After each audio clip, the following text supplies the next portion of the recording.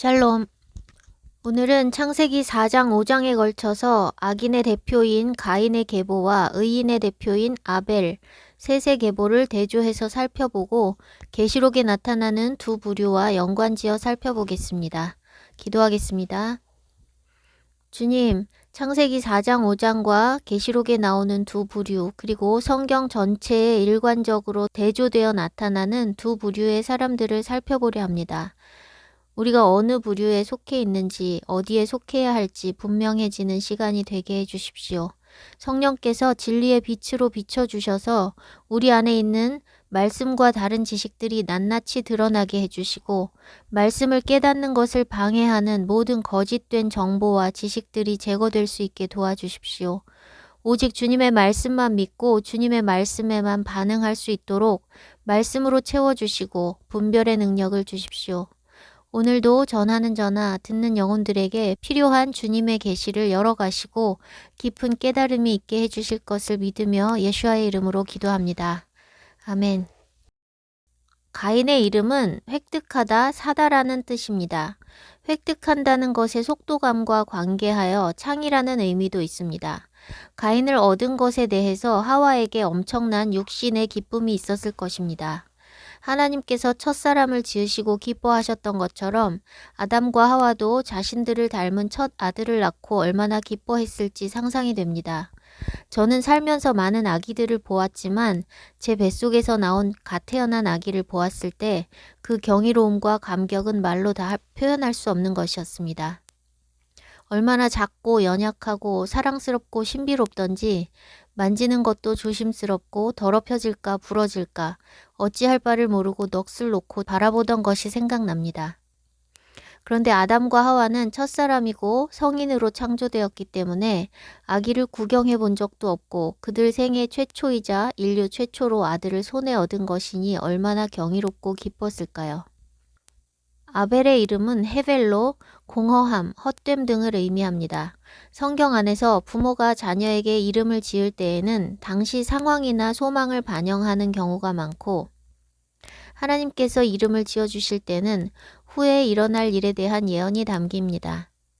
둘째 아들의 이름을 아벨이라고 지었다는 것은 아벨이 태어나기 이전에 그들이 이미 공허함과 헛됨을 느낄 만한 상심을 경험한 것입니다.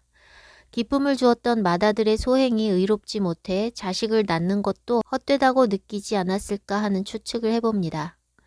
의롭던 사람이 갑자기 돌변하여 자신의 피부치 동생을 죽이는 끔찍한 죄를 범할 수는 없습니다. 아벨을 죽인 가인의 범죄는 그의 그릇된 마음에서 비롯된 많은 죄들의 연장이었을 것입니다. 어떤 잘못을 했다 해도 죽이는 것이 정당화될 수는 없는데 가인은 질투와 분노로 무고한 동생 아벨을 죽였습니다. 예수와께서도 아벨을 의인이라고 말씀하셨고 히브리서도 아벨을 의인이라 증거하고 있으니 가인의 살인은 변명의 여지가 없는 끔찍한 악행입니다. 무고한 동생을 죽인 가인은 살인으로 인해 저주를 받았는데 그 살인에 합당한 죗값이 아니었습니다.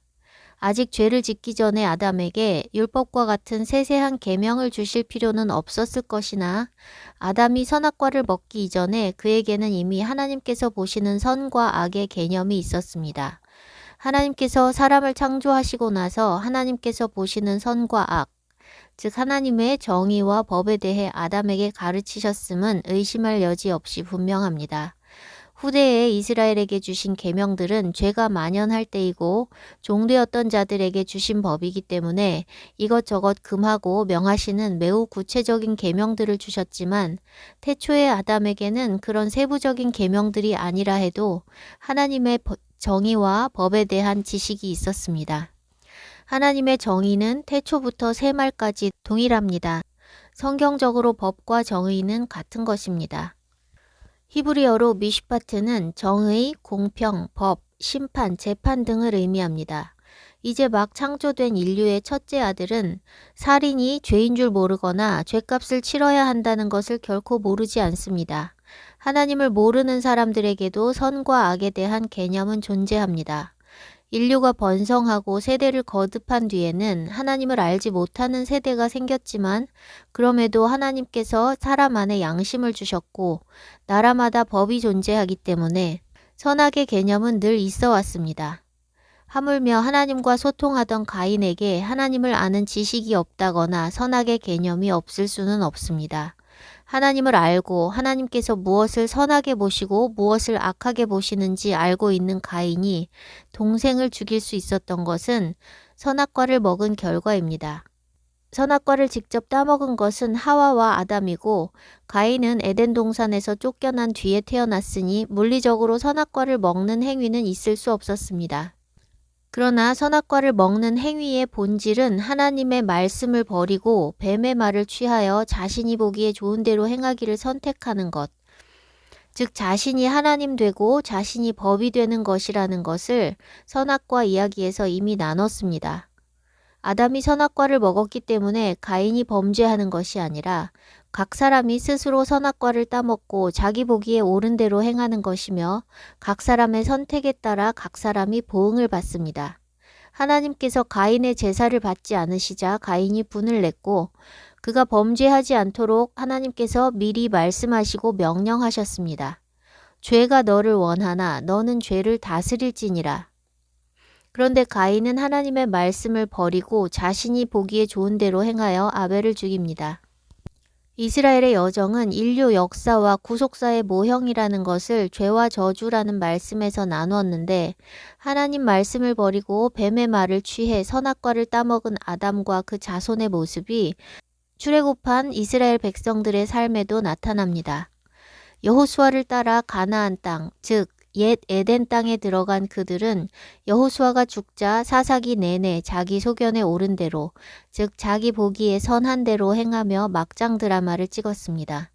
자기 소견에 옳은 대로 행하는 것이 선악과를 먹는 것이고 그것은 자기가 왕 되는 것이고 자기가 법이 되는 것입니다. 자기 소견에 옳은 대로 행했다는 것이 사사시대의 시대상을 한마디로 요약하는 말씀인데 그 앞에 그때에는 이스라엘에 왕이 없었으므로 라고 기록하고 있습니다. 이 부분을 읽을 때마다 마음이 너무 아픕니다. 이스라엘은 처음부터 왕이 있었습니다. 왕이 있었는데 왕을 버린 것입니다. 하나님은 원래 인간 왕을 세울 계획이 없으셨습니다. 하나님께서 친히 그들의 왕 되시기 때문입니다. 그 패역한 이스라엘을 향해서 계속 내 백성 이스라엘이라고 부르셨던 하나님의 마음이 참 애달픕니다. 하나님 자신이 왕 되시고 그들의 하나님 되시고 그들의 목자 되시고 피난처, 방패, 산성, 구원의 반석이 되시기 위해 그들을 애굽에서 인도해 내셨는데 그때에는 이스라엘의 왕이 없었으므로 라고 말씀하실 때 하나님의 마음이 얼마나 아프셨을까요? 이스라엘이 사무엘에게 왕을 요구했을 때 사무엘이 기뻐하지 않고 여호와께 기도합니다. 하나님께서 말씀하십니다. 백성이 내게 한 말을 다 들으라. 이는 그들이 너를 버림이 아니요 나를 버려 자기들의 왕이 되지 못하게 함이니라. 내가 그들을 애굽에서 인도하여 낸 날부터 오늘까지 그들이 모든 행사로 나를 버리고 다른 신들을 섬김같이 내게도 그리하는도다. 노예였던 자들을 해방하고 백성 삼으셨건만 이 백성들이 왕을 버렸는데도 하나님은 그들을 버리지 않으셨습니다.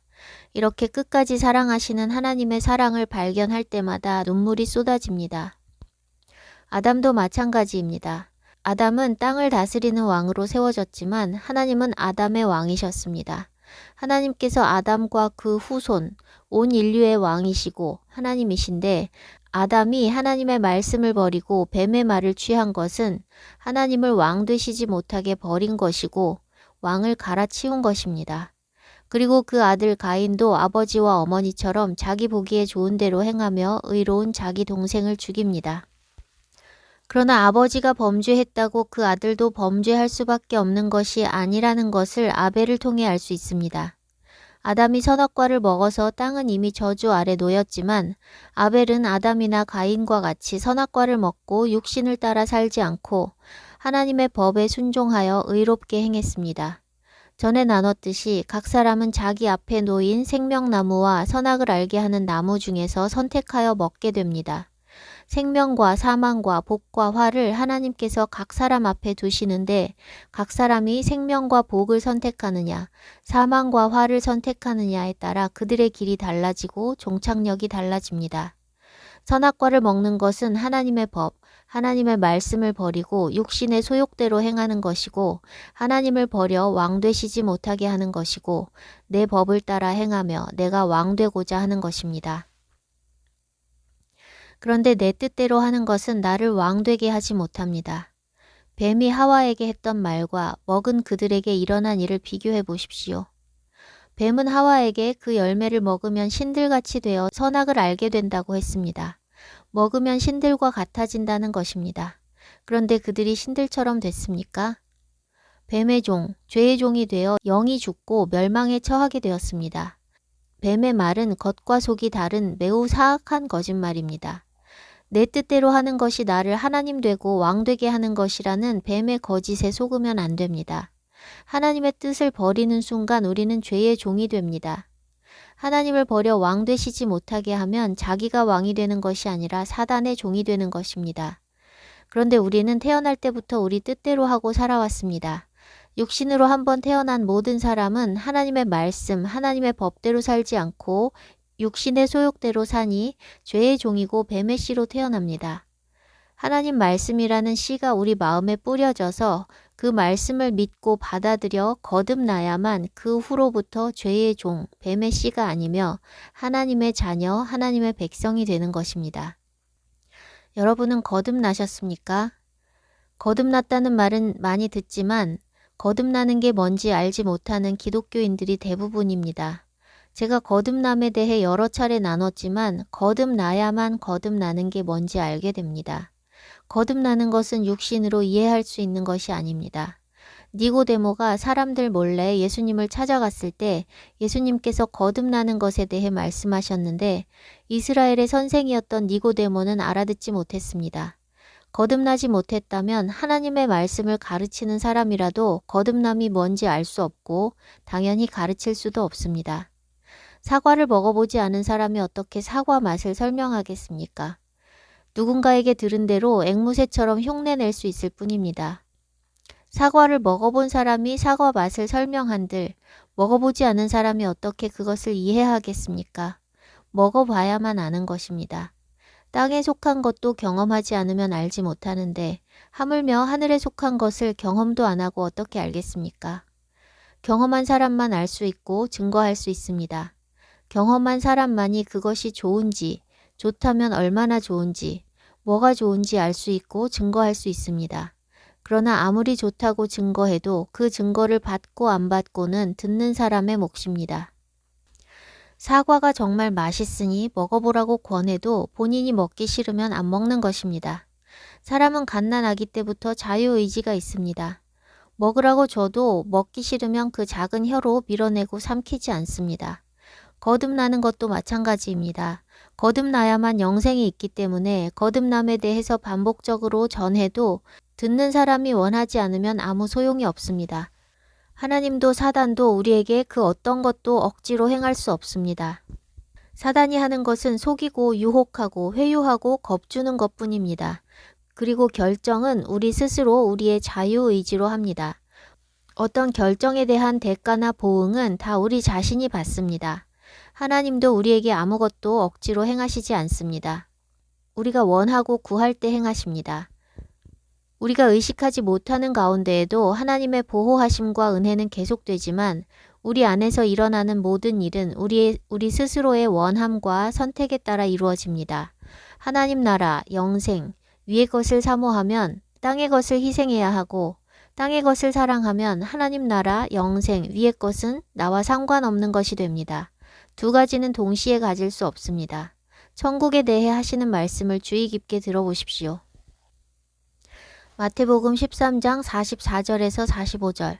천국은 마치 밭에 감추인 보화와 같으니 사람이 이를 발견한 후 숨겨두고 기뻐하며 돌아가서 자기의 소유를 다 팔아 그 밭을 사느니라. 또 천국은 마치 좋은 진주를 구하는 장사와 같으니 극히 값진 진주 하나를 발견하매 가서 자기의 소유를 다 팔아 그 진주를 사느니라. 밭에 감추인 보화를 발견하고 소유를 10% 혹은 50% 혹은 80% 판 것이 아니라 다 팔았다고 기록하고 있습니다. 진주 장사도 그 소유를 다 팔아 그 진주를 샀습니다. 소유가 많든 적든 관계없이 다 팔아야만 살 수 있습니다. 여기서 소유란 재물만이 아니라 지식, 경험, 인맥, 능력 등이 다 포함됩니다. 그러니 가진 것이 많으면 버릴 것도 많습니다. 그래서 가난하고 가진 것 없는 사람이 하나님을 만나기 더 쉽습니다.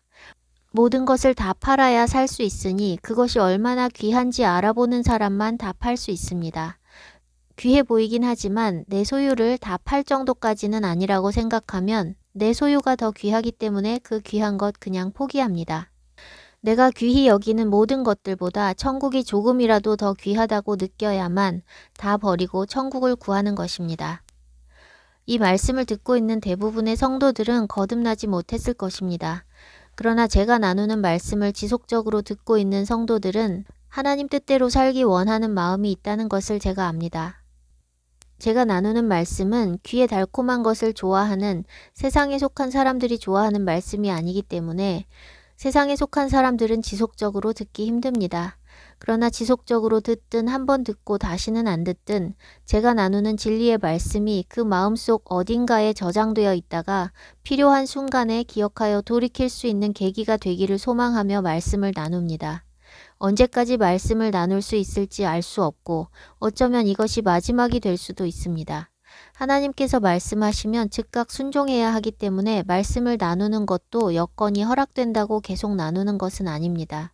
주님께서 말씀하셔서 2년 이상 지속해온 오프라인 예배와 온라인 모임을 즉각 중단했습니다. 블로그도 유튜브도 마찬가지로 주님께서 말씀하시면 중단해야 합니다. 받은 은혜가 너무 커서 주님을 위해, 주님께서 사랑하시는 영혼들을 위해 뭐라도 해야 하는 사람으로서 말씀을 나누지만 때론 나누는 것이 의무감과 짐이 될 때가 있고 열매가 눈에 보이지 않아 낙심되고 안타깝고 속상할 때도 많이 있습니다. 그러나 진리가 없고 미혹만 가득하니 안전할 수도 없고 전하는 귀한 사명을 영광으로 여기고 허락하시는 시간까지 성실하게 나누고 싶습니다. 거듭나셔야 합니다. 내 소유, 내가 자랑하는 지식, 내가 의지하는 사람, 내가 붙잡고 있는 학력, 경력, 능력, 체면 모든 것 다 버리고 하나님 나라를 구해야 합니다. 가인은 자기 뜻대로 획득하는 사람이었고 그 결과는 살인과 저주였습니다.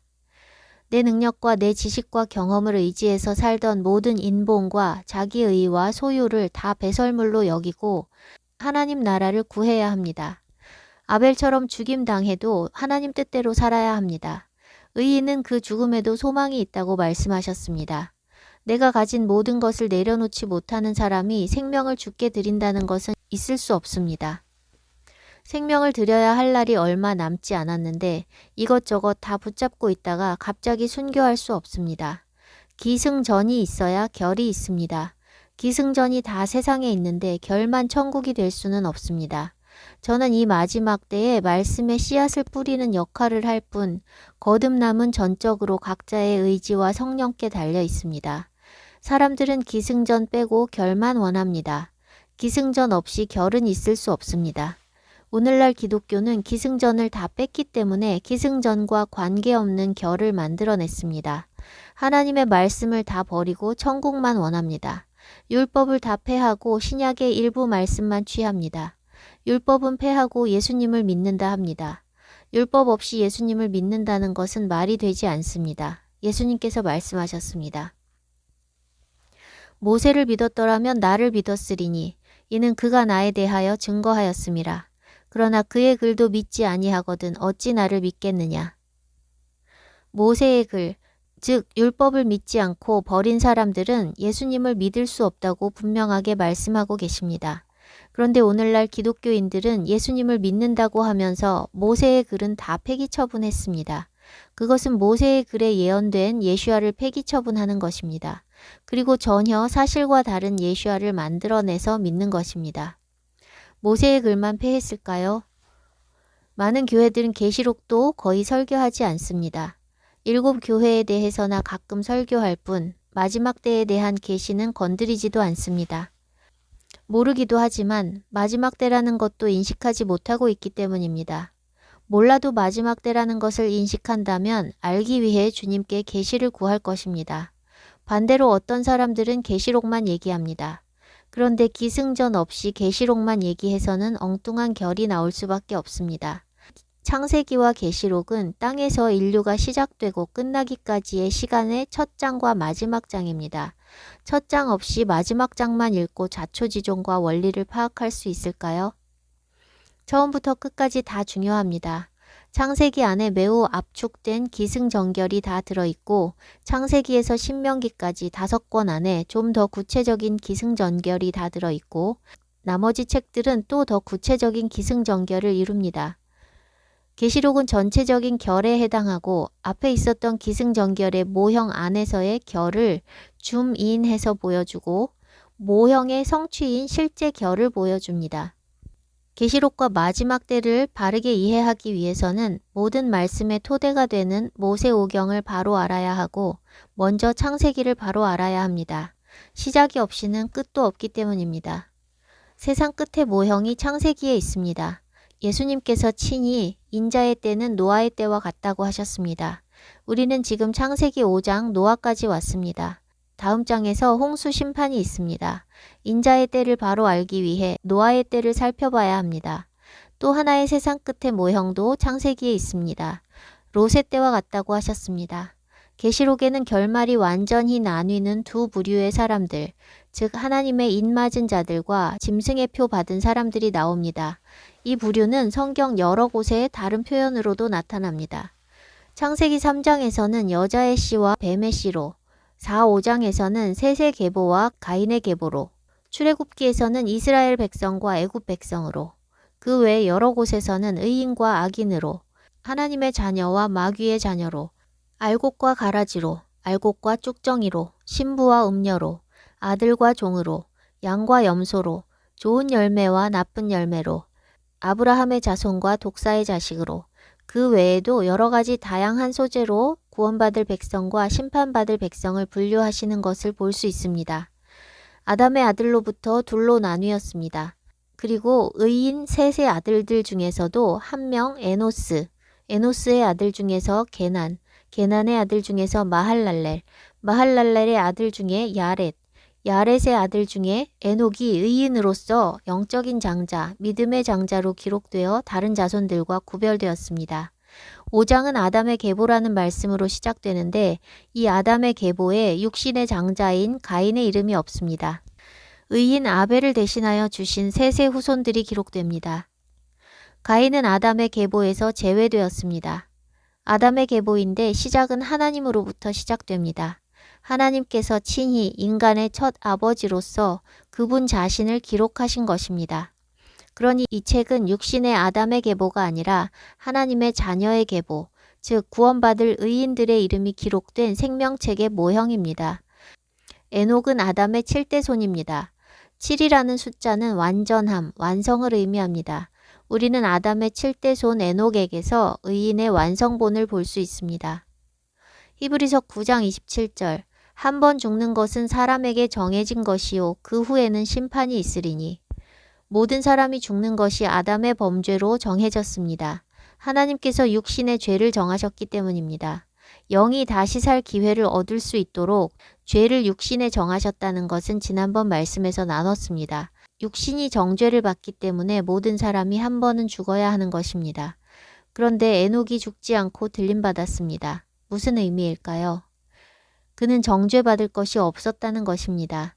그는 육신대로 살지 않고 하나님과 동행하면서 땅에서 이미 의를 이룬 것입니다. 성경에서 단 2사람이 죽음을 보지 않고 들려 올라갔습니다. 죄를 전혀 범하지 않으신 예수님께서도 죽음을 보셨습니다. 그것은 그분께서 우리의 죄값을 치르시고 우리가 걸어가야 할 길을 보여주시기 위함입니다. 예수님께서 하신 모든 일은 우리가 그대로 따라야 할 일들이며 걸으신 모든 길은 우리가 걸어야 할 길들이며 그분이 받은 고난은 우리가 받아야 할 고난이며 그분이 죽으신 그 죽음은 우리가 죽어야 할 죽음입니다. 예수님께서 친히 우리가 그분께 삶을 드린 뒤로 걸어야 할 모든 과정을 보여주셨습니다. 그리스도의 남은 고난을 육체에 채운다는 것은 그분의 고난과 같은 것을 그분의 제자, 그분의 신부된 사람들이 감당해야 한다는 의미입니다. 부활의 첫 열매 되신 예수님을 따른 사람들이 성령의 처음 익은 열매가 되었고 그들의 고난과 죽음을 통해 두 번째 열매들이 맺히고 그렇게 그리스도의 은혜를 먼저 입은 자들이 다른 영혼들의 구원을 위해 그리스도의 남은 고난을 육체에 채우는 것입니다. 예수님께서 죽으셨어야 하는 이유가 또 있습니다. 죽으시고 부활하셔서 사망 권세를 깨뜨리셔야 하기 때문입니다. 죽지 않고는 부활이 있을 수 없습니다. 부활을 통해서 사망 권세를 깨뜨리실 뿐 아니라 우리도 다시 살아날 것을 보여주시기 위해, 그래서 우리가 죽음을 두려워하여 한평생 종노릇하지 않게 하시기 위해 죽으신 것입니다. 그런데 모든 사람이 지나가야 할 그 죽음을 에녹이 보지 않고 들려갈 만큼 에녹은 완전하게 하나님과 동행했습니다. 의를 이루어 죽음을 면한 의인의 대명사 에녹이 7대 손으로 셋의 계보에 기록되었듯이 악인의 대표도 가인의 계보에 기록되었습니다. 가인 계보의 7대 손 라멕입니다. 그는 숫자 7의 완전함, 완성의 의미를 악에서 이루었습니다. 가인은 죄를 짓고 형벌을 감해 주시기를 구했는데 라멕은 자신의 악행을 부끄러워하지 않고 당당하게 선포하며 자신을 죽이는 자들에 대한 형벌도 스스로 선포합니다. 자신이 하나님이고 자신의 말이 법이고 자신이 재판관입니다. 같은 아버지 아담에게서 나왔는데 7대 만의 결과는 이렇게 극과 극이 되었습니다. 그 본질적인 차이가 무엇일까요?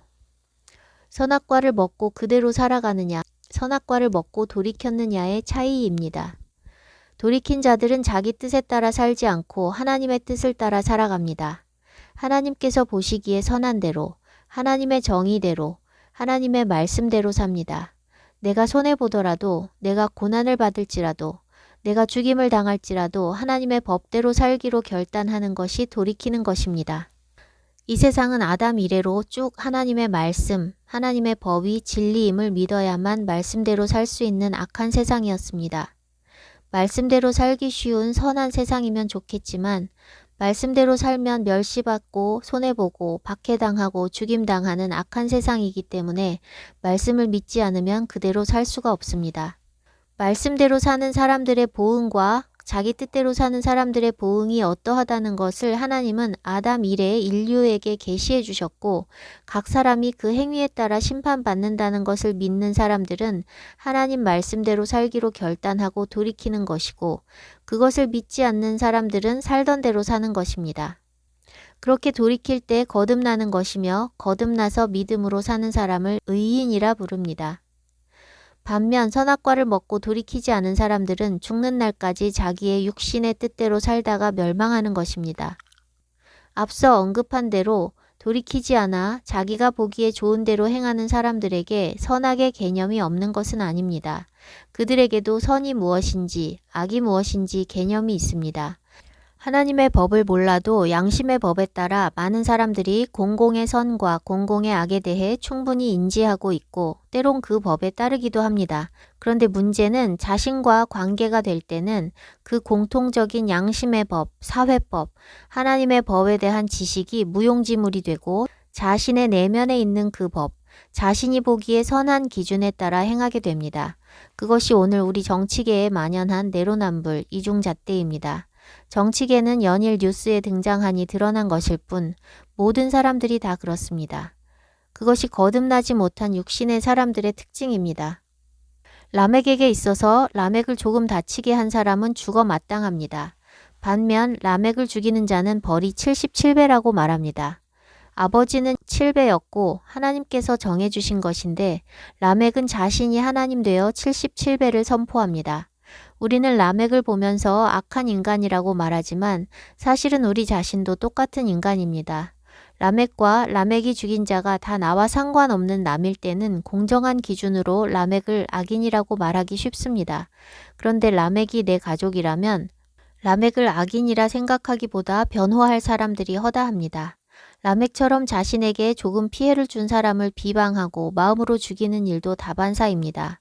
미워하는 것이 살인이라 하셨으니 마음으로 살인하지 않은 사람이 있을까요? 그런데 그 미움의 근거가 정말 상대방이 잘못한 것이 아니라 자신의 주관적인 판단에 의한 것일 때가 많습니다. 자신이 라멕과 같이 누군가에 의해 다쳤으면 되로 받고 말로 돌려주려 하는 것이 보통 사람입니다. 내가 하면 로맨스, 남이 하면 불륜, 내가 살 땐 비싸다 하고 내가 팔 때는 싸다 하고, 나에게 해를 끼치면 엄히 처벌해야 하고 내가 해를 끼치면 작은 실수이고 그렇지 않습니까? 우리가 뭘 판단하는 기준이 잣대이고 그것이 법이고 정의인데 이중 잣대는 내가 조금이라도 관계되면 내 쪽에만 한없이 너그럽고 남에게는 매우 박하게 적용되는 것입니다. 하나님 보시기에 선할까요? 그것은 내가 보기에만 선한 것입니다. 나에게 이로우면 선하고 나에게 불리하면 악한 것이 나의 법이고 나만의 잣대입니다. 각 사람이 다른 잣대를 가지고 있으니 싸움이 나면 이 사람 말과 저 사람 말이 다를 수밖에 없습니다. 잠언 18장 17절 송사에서는 먼저 온 사람의 말이 바른 것 같으나 그의 상대자가 와서 밝히느니라. 다 지극히 주관적인 관점과 주관적인 잣대로 자기 입장에 유리하게 해석하고 자기에게 유리한 것만 말하는 것이 사람입니다. 각 사람이 자기만의 잣대를 가지고 있으니 이 세상에는 인구수만큼 각기 다른 법이 존재합니다. 세상이 평화로울 수가 없습니다. 하나님의 정의와 법은 치우침이 없고 모든 사람에게 동일하게 적용되며 구분 판결도 없고 낯을 봐주는 일도 없으며 뇌물도 통하지 않고 모든 사람이 그 행한 대로 보응을 받는 완벽하게 공평한 것입니다. 제가 하나님을 사랑하고 경외할 수밖에 없는 이유는 하나님이 사랑의 하나님이실 뿐 아니라 정의의 하나님이시기 때문입니다. 사랑만 있고 정의가 없다면 결코 그 사랑은 완전할 수가 없습니다. 부모가 자식을 다 사랑한다 하지만 어느 부모도 여러 자녀를 똑같은 분량으로 사랑하지 않습니다. 세상은 차별로 가득합니다. 사람이 정의롭지 못하기 때문입니다. 세상의 법이 하나님의 법처럼 공평할 수도 없지만 법이 공평할지라도 판결과 집행은 정의롭지 못한 사람이 하기 때문에 세상엔 언제나 불공정과 차별이 가득합니다. 그런데 하나님은 사랑이실 뿐 아니라 정의의 하나님이시기 때문에 누구를 더 사랑하고 덜 사랑하시는 것도 없고 나를 사랑하신다고 내 죄는 봐주고 남의 죄만 혼내시는 법도 없습니다. 저는 그런 하나님이 너무 좋습니다. 제가 잘못했을 때 눈 감아 주시길 바라던 때가 있었지만 하나님을 알아가면 알아갈수록 그분의 공평하심, 완전한 정의가 얼마나 아름답고 경이로운지 모릅니다. 하나님께서는 언제나 누구에게나 동일한 잣대로 판단하시고 동일한 사랑으로 사랑하시기 때문에 그분을 신뢰할 수밖에 없고 그분을 알아갈수록 더욱 그분의 뜻대로 살기 원하게 됩니다. 성경은 그러한 하나님의 정의를 공평한 저울, 공정한 저울추로 각 개인의 주관적인 법은 공평하지 못한 저울추로 비유합니다. 잠언 16장 11절 공평한 저울과 접시 저울은 여호와의 것이요 주머니 속의 저울추도 그가 지으신 것이니. 미가 6장 11절 만일 부정한 저울을 썼거나 주머니에 거짓 저울추를 두었으면 깨끗하겠느냐. 잠언 20장 10절 한결같지 않은 저울추와 한결같지 않은 되는 다 여호와께서 미워하시느니라. 23절 한결같지 않은 저울추는 여호와께서 미워하시는 것이요 속이는 저울은 좋지 못한 것이니라. 이사야 28장 17절 나는 정의를 측량줄로 삼고 공의를 저울추로 삼으니 우박이 거짓의 피난처를 소탕하며 물이 그 숨는 곳에 넘칠 것인즉.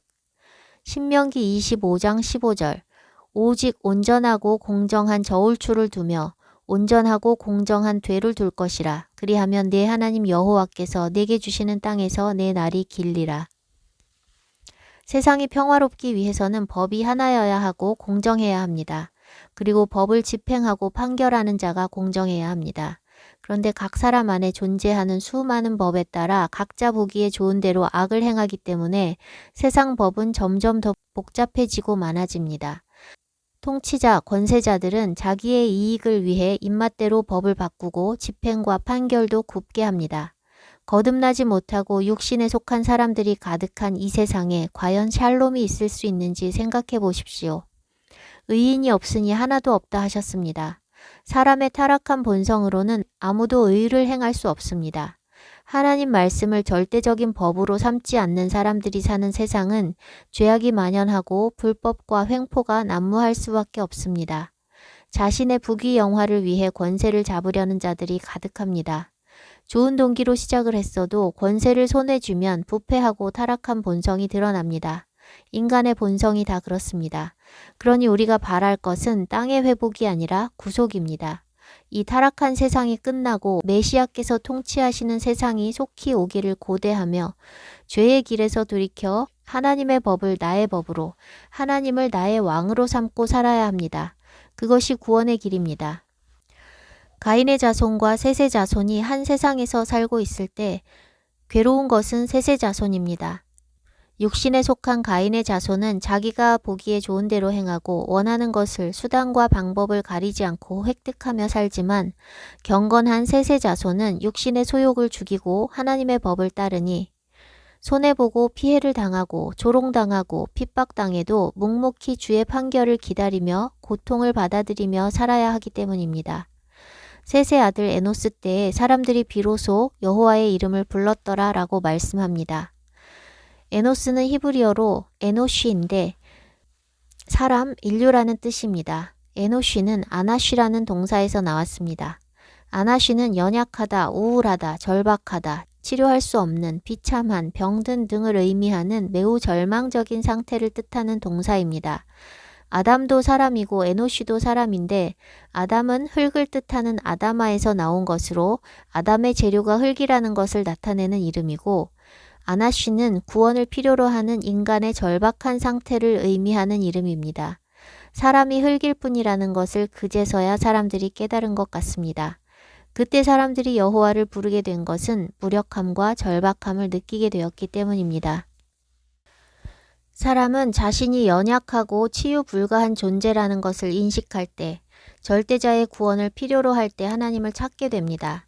하나님을 만난 모든 사람이 자신의 고난 중에 하나님을 찾다가 만나게 됩니다. 고난 중에 찾았다가 고난이 사라지고 다시 하나님을 떠나는 사람들도 많습니다.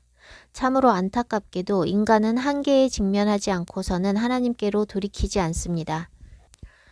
제갈과 굴레로 단속하지 않으면 가까이 오지 않는 무지한 말이나 노새같이 되지 말라 하셨는데 사면초가의 상황이 되지 않고는 주님을 찾지 않는 것이 인간이고 만신창이가 되어서도 주께 돌이키지 않고 끝까지 자기 힘으로 버티다가 망하는 사람들이 허다합니다.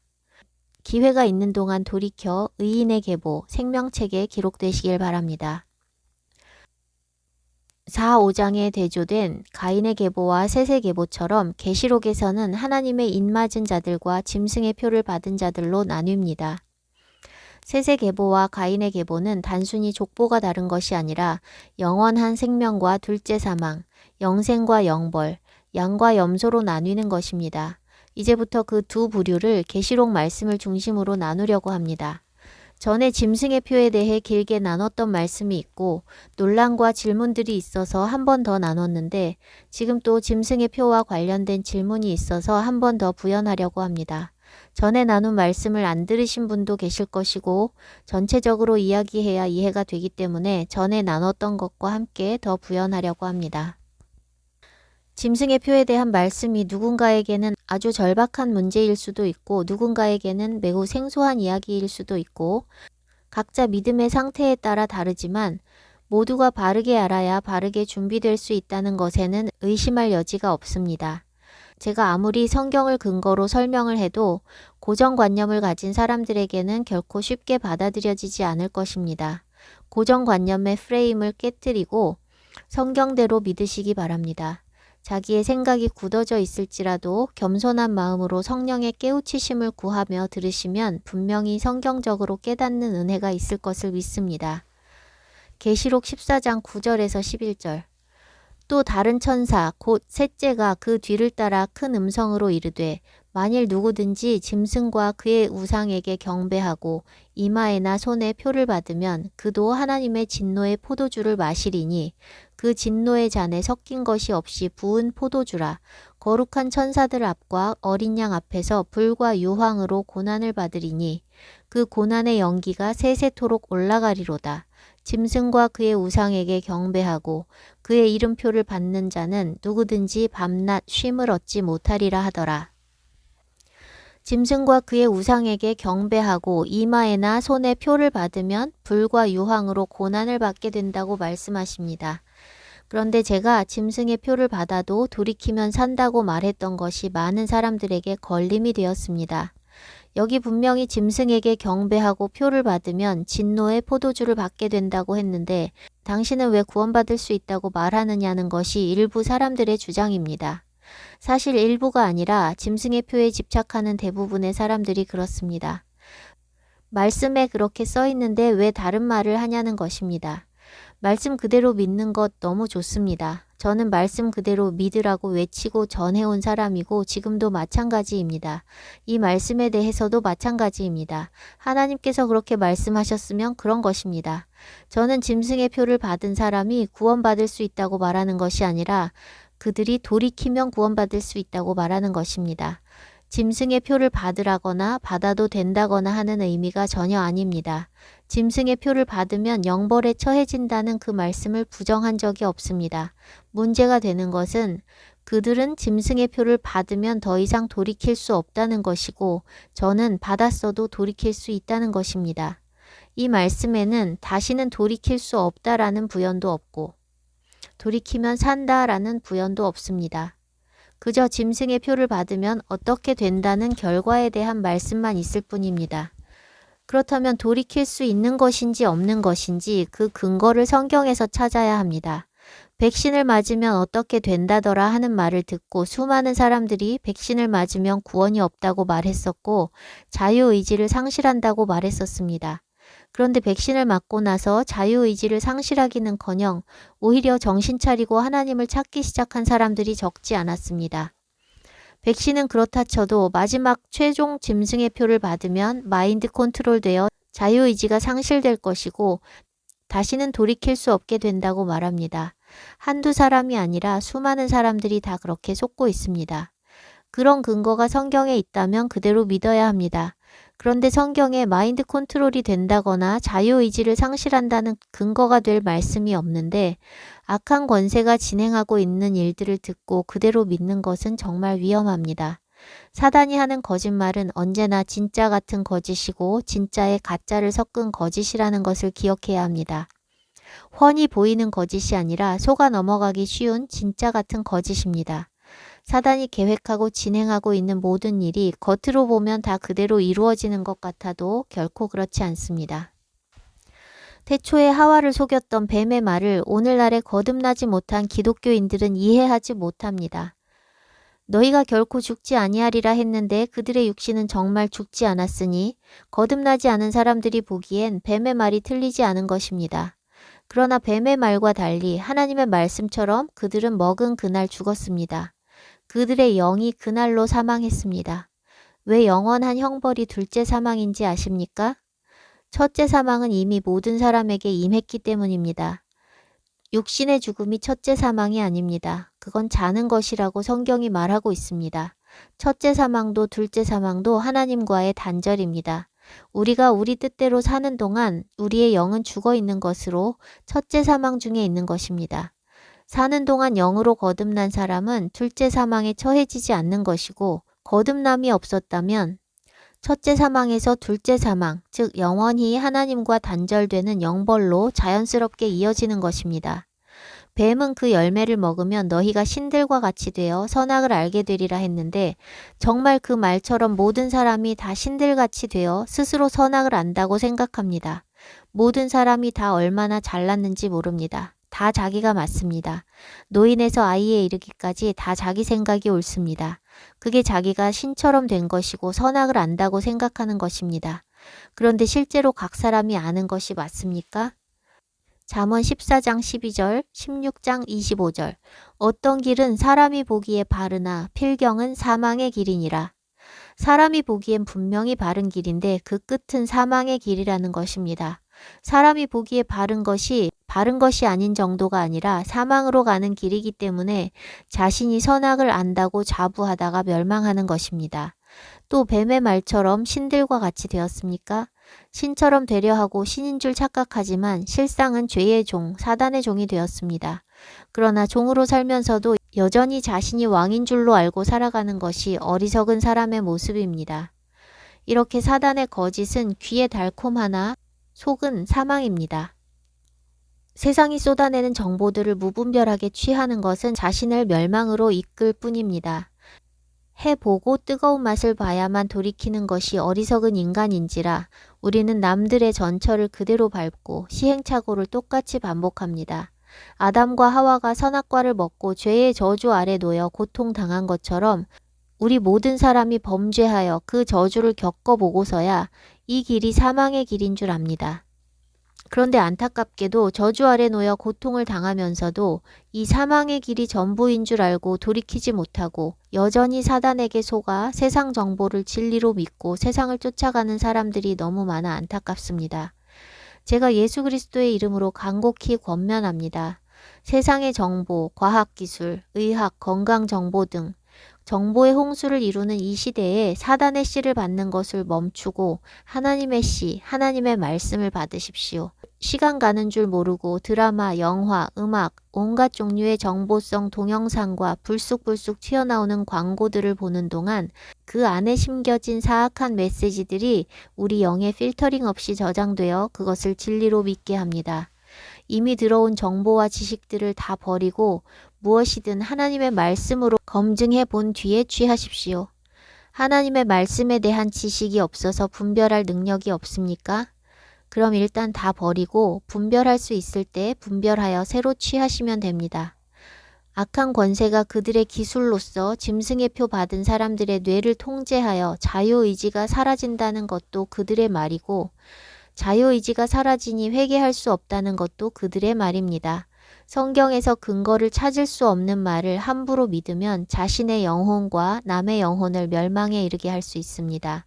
사람의 자유의지라는 것은 사단에게 속한 것이 아니고 사단이 좌지우지할 수 있는 영역이 아닙니다.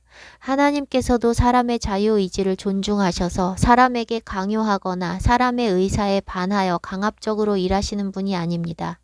하나님께서 사람이 죄를 짓도록 허용하시는 것도 사망의 길로 달려가는 것을 보시면서도 억지로 돌려놓지 않으시는 것도 사람에게 주신 자유의지를 존중하시기 때문입니다.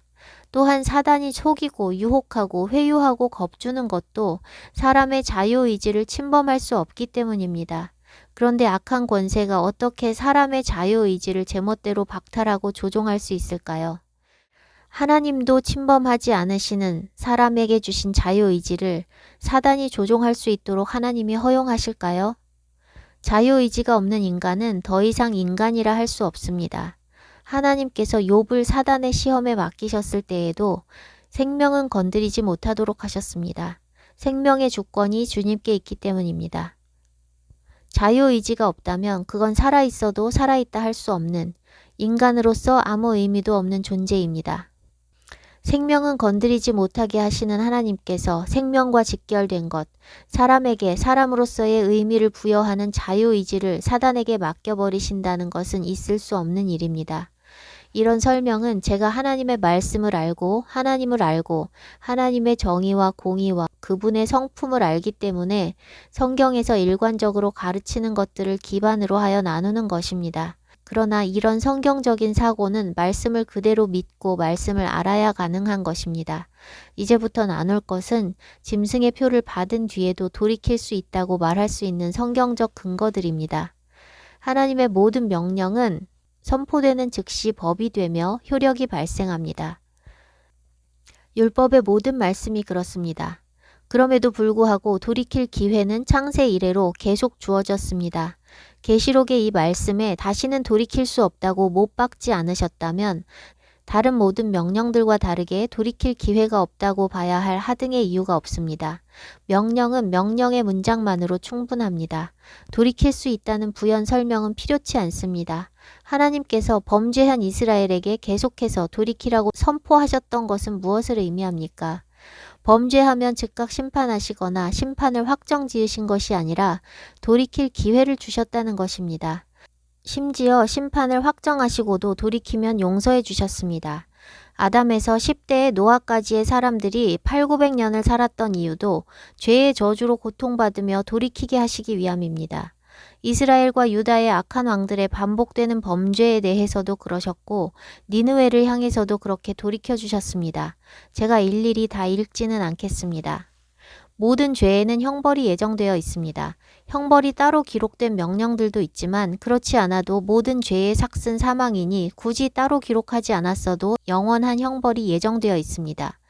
우리는 날 때부터 영적인 사망의 상태로 태어나기 때문에 하나하나의 죄를 따질 필요도 없이 우리의 결말은 영원한 형벌입니다.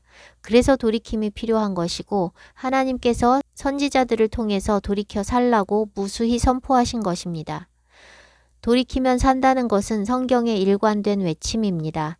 아무리 강조해도 지나침이 없는 말씀이 바로 돌이키고 회개하고 생명을 얻으라는 말씀입니다.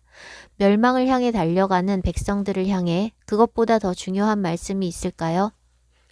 자기가 사망으로 달려가고 있는 줄도 모르는 불쌍한 중생들에게 너 지금 멸망으로 달려가고 있어. 그 길은 사망의 길이야 라고 말하지 않고 하나님이 널 사랑하셔 라고 말하는 것이 복음이 아닌데 사단이 교회 안에 뿌려놓은 가라지로 인해 전해야 할 복음은 안전하고 맨날 사랑 타령만 하고 있습니다. 여호와께서 그 사랑하시는 자를 징계하시기를 마치 아비가 그 기뻐하는 아들을 징계함 같이 하시느니라 하셨고 주께서 그 사랑하시는 자를 징계하시고 그가 받아들이시는 아들마다 채찍질을 하심이라 하셨고 징계는 다 받는 것이오늘 너희에게 없으면 사생자여 친아들이 아니라고 말씀하셨는데 매 맞아야 할 자식에게 매를 때리지 않고 사랑한다고 안아주는 것이 사랑입니까? 징계가 왜 필요하고 사랑하는 자를 왜 징계하실까요?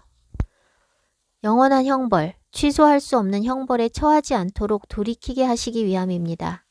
영원히 죽지 않고 영원히 살게 하시기 위함입니다.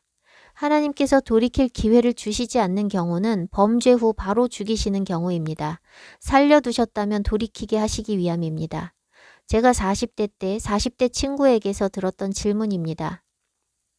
하나님이 사랑하시면 잘못해도 다 천국 가게 하셔야 하는 거 아니야? 평생 교회 다녔다던 친구, 이미 자식도 다 키운 성인 친구 입에서 이런 어이없는 질문이 나왔을 때 저는 할 말을 잃었습니다.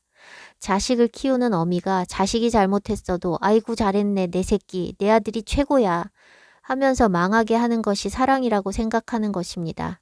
하나님께서 징계하시는 이유는 최후의 심판을 면하게 하시기 위함입니다.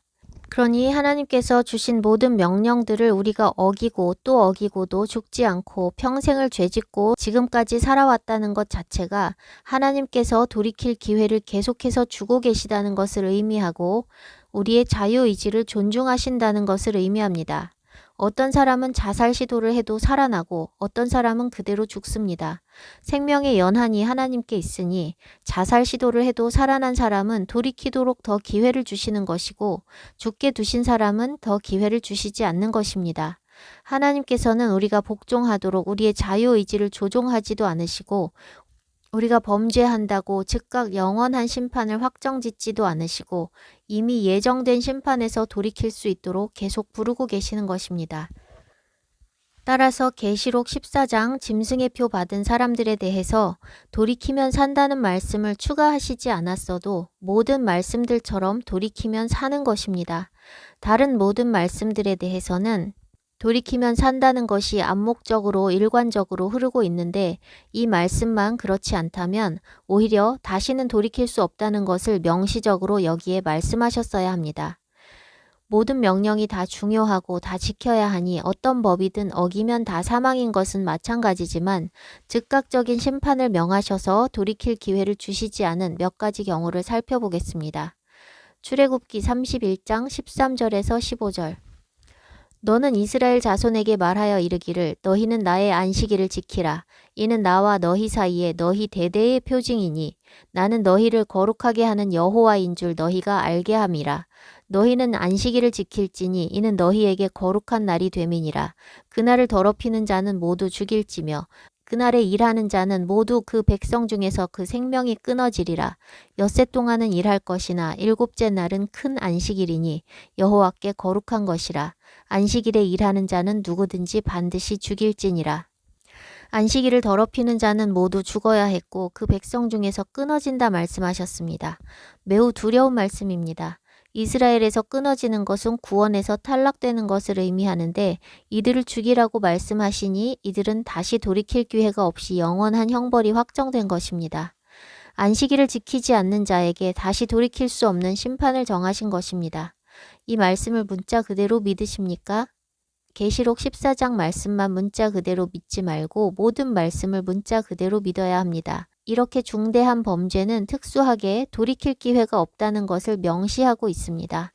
하나님께서는 이 말씀을 취소하신 적이 없고 안식일 지키지 않고 더럽히는 자는 다 영원한 형벌에 처하게 되어 있습니다. 그런데 오늘날 안식일을 지켜야 한다고 생각하는 사람도 없고 지키지 않아도 죽지 않고 멀쩡하게 살아가고 있습니다. 율법을 받은 이스라엘 백성은 안식일을 잘 지켰을까요? 아닙니다. 그들도 안식일, 절기를 포함한 모든 계명을 제대로 지키지 못했습니다. 그래서 결국 쫓겨나게 된 것입니다. 돌이킬 기회가 없도록 이렇게 즉각 심판을 명하신 것도 긍휼을 베푸셔서 돌이키도록 기다려 주십니다.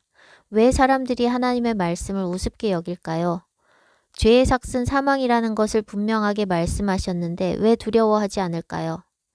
왜 이런 율법의 말씀들의 무게는 어떤 사람들에게 있어 일부 자신들이 확실하게 믿는 말씀보다 가볍게 취급될까요? 내가 옛적부터 잠잠하였으므로 내가 나를 두려워하지 아니하는 것이 아니냐라고 말씀하셨습니다. 패역한 백성들을 심판하지 않으시고 오래 참고 기다려 주시니 하나님을 두려워하지 않고 하나님 말씀을 가볍게 여기는 것입니다. 하나님께서 즉각 심판을 행해 오셨다면 사람들이 이렇게 오만방자하게 제멋대로 살 수 있을까요? 분명 하나님을 두려워하며 복종할 것입니다. 그러나 그것은 무서워서 복종하는 것이지 하나님의 사랑과 정의에 진심으로 경외함을 가지고 자원함으로 하는 순종이 아닙니다. 하나님의 계명은 하나님을 사랑하고 내 이웃을 내 몸과 같이 사랑하라는 것으로 압축되는데 하나님의 계명을 지켜도 하나님을 사랑하고 이웃을 사랑하는 마음에서가 아니라 벌 받을까 봐 무서워서 지킨다면 그것은 율법주의에 불과한 것입니다. 영생과 관계없는 종교 행위일 뿐인 것입니다. 이 말씀처럼 하나님께서 즉각 심판하시지 않고 기다리고 계셔도 이 말씀은 오늘도 유효합니다. 돌이켜 말씀대로 행하지 않으면 영원한 형벌을 피할 길이 없습니다. 안식일을 지키는 것이 나와 너희 사이의 대대의 표징이라고 말씀하십니다. 안식일을 지키는 것은 구원받은 자의 증표이고 하나님과의 사이의 표징입니다. 안식일을 왜 지켜야 하냐고 묻는 사람들은 하나님 말씀을 왜 지켜야 하냐고 묻는 것과 같습니다. 그런 사람들은 안식일을 지켜도 의미가 없기 때문에 저는 안식일을 지키라는 말을 하지 않습니다. 안식일을 지켜야 하는 이유를 말할 뿐입니다. 율법을 지켜야 하는 이유, 안식일을 지켜야 하는 이유, 절기를 지켜야 하는 이유는 매우 단순하고 분명합니다. 그것이 하나님의 말씀을 믿는다는 증거이고 구원받은 백성이라는 증거이기 때문입니다. 믿는 사람만 지킵니다. 하나님의 말씀이 진리라는 것을 믿는 사람은 계명 중에 어떤 것 하나라도 왜 지켜야 하냐는 질문을 할 수 없습니다. 안식일을 지켜야 구원받는 것이 아니라 구원받은 자가 안식일을 지키는 것이니 안식일을 지켜야 한다는 것을 깨닫지 못하는 사람은 지킬 필요가 없습니다. 지켜야 한다는 것을 알지 못하는 사람은 구원받지 못한 것이고 구원받지 못한 사람은 행위로 지킨다고 구원을 얻는 것이 아니기 때문입니다. 하나님의 말씀이 진리라는 것을 믿지 않는 사람은 안식일, 절기, 율법을 지킨다고 구원을 받는 것이 아닙니다. 그것이 율법의 행위로 구원을 받으려는 율법주의입니다. 구원받은 백성은 반드시 율법을 지키고자 합니다. 그것이 하나님의 법이기 때문입니다. 그래서 율법을 폐기하고 안식일, 절기를 폐기한 사람들은 구원받지 못했음을 증명하는 것입니다. 계시록의 말씀 일부 혹은 마지막 때에 관한 말씀 일부만 문자 그대로 받지 말고 성경의 모든 말씀을 문자 그대로 믿고 두렵고 떨리는 마음으로 순종해야 합니다. 앞서 언급했듯이 기승전 없이는 결이 있을 수 없습니다. 율법을 다 버린 채로는 다른 말씀들을 올바르게 깨달을 수 없습니다. 이스라엘 백성들이 안식일 뿐 아니라 절기와 모든 계명들을 제대로 지키지 않았던 역사가 구약 성경에 다 기록되어 있습니다. 사사기의 점입가경은 하나님께서 얼마나 오래 참으시고 노하기를 더디하시고 용서하기를 기뻐하시는지 잘 보여줍니다. 믿음은 들음에서 난다고 했습니다. 믿음은 경험에서 나는 것이 아닙니다. 경험은 믿음을 확증하는 것일 뿐입니다. 저는 하나님의 능력과 사랑과 기적을 매일의 삶에서 수도 없이 경험하며 살아왔지만 제 믿음은 말씀을 들음에서 난 것이고 그 경험에서 난 것이 아닙니다. 말씀을 듣는다는 것은 귀로만 듣는 것이 아니라 순종을 포함하는 것입니다. 성경도 그것을 증거하고 있습니다. 이스라엘 수백만 사람들이 다 같이 홍해를 건넜지만 경험이 믿음을 준다면 홍해를 건넌 모든 사람들이 믿음을 가졌어야 합니다. 그런데 그 경험이 그들에게 믿음을 주지 못했고 그들은 멸망했습니다. 오직 하나님의 말씀을 믿고 순종한 여호수아와 갈렙만이 믿음으로 약속하신 기업을 차지하여 하나님의 신실하심을 경험했습니다. 대책 없고 견적 안 나오는 백성을 멸하지 않으시고 회개할 때마다 용서하시고 구원하시는 그 스토리 안에 담긴 하나님의 선하심과 깊으신 사랑을 발견해야 합니다. 그리고 그것을 믿어야 자신의 삶 가운데 하나님을 믿고 보이지 않는 것을 바라보며 걸어갈 수 있는 것입니다. 대다수의 이스라엘 백성은 보이는 것을 보며 살다가 멸망했고 극소수의 사람들만 보이지 않는 말씀을 보며 살다가 영생을 얻었습니다. 기록된 형벌이 현재 이루어지지 않고 있다 해서 하나님의 계명들이 취소된 것이 절대 아니며 지키지 않은 사람들은 반드시 기록된 대로 형벌에 처하게 될 것입니다. 그리고 마지막에라도 돌이킨 사람들은 형벌을 면하게 됩니다.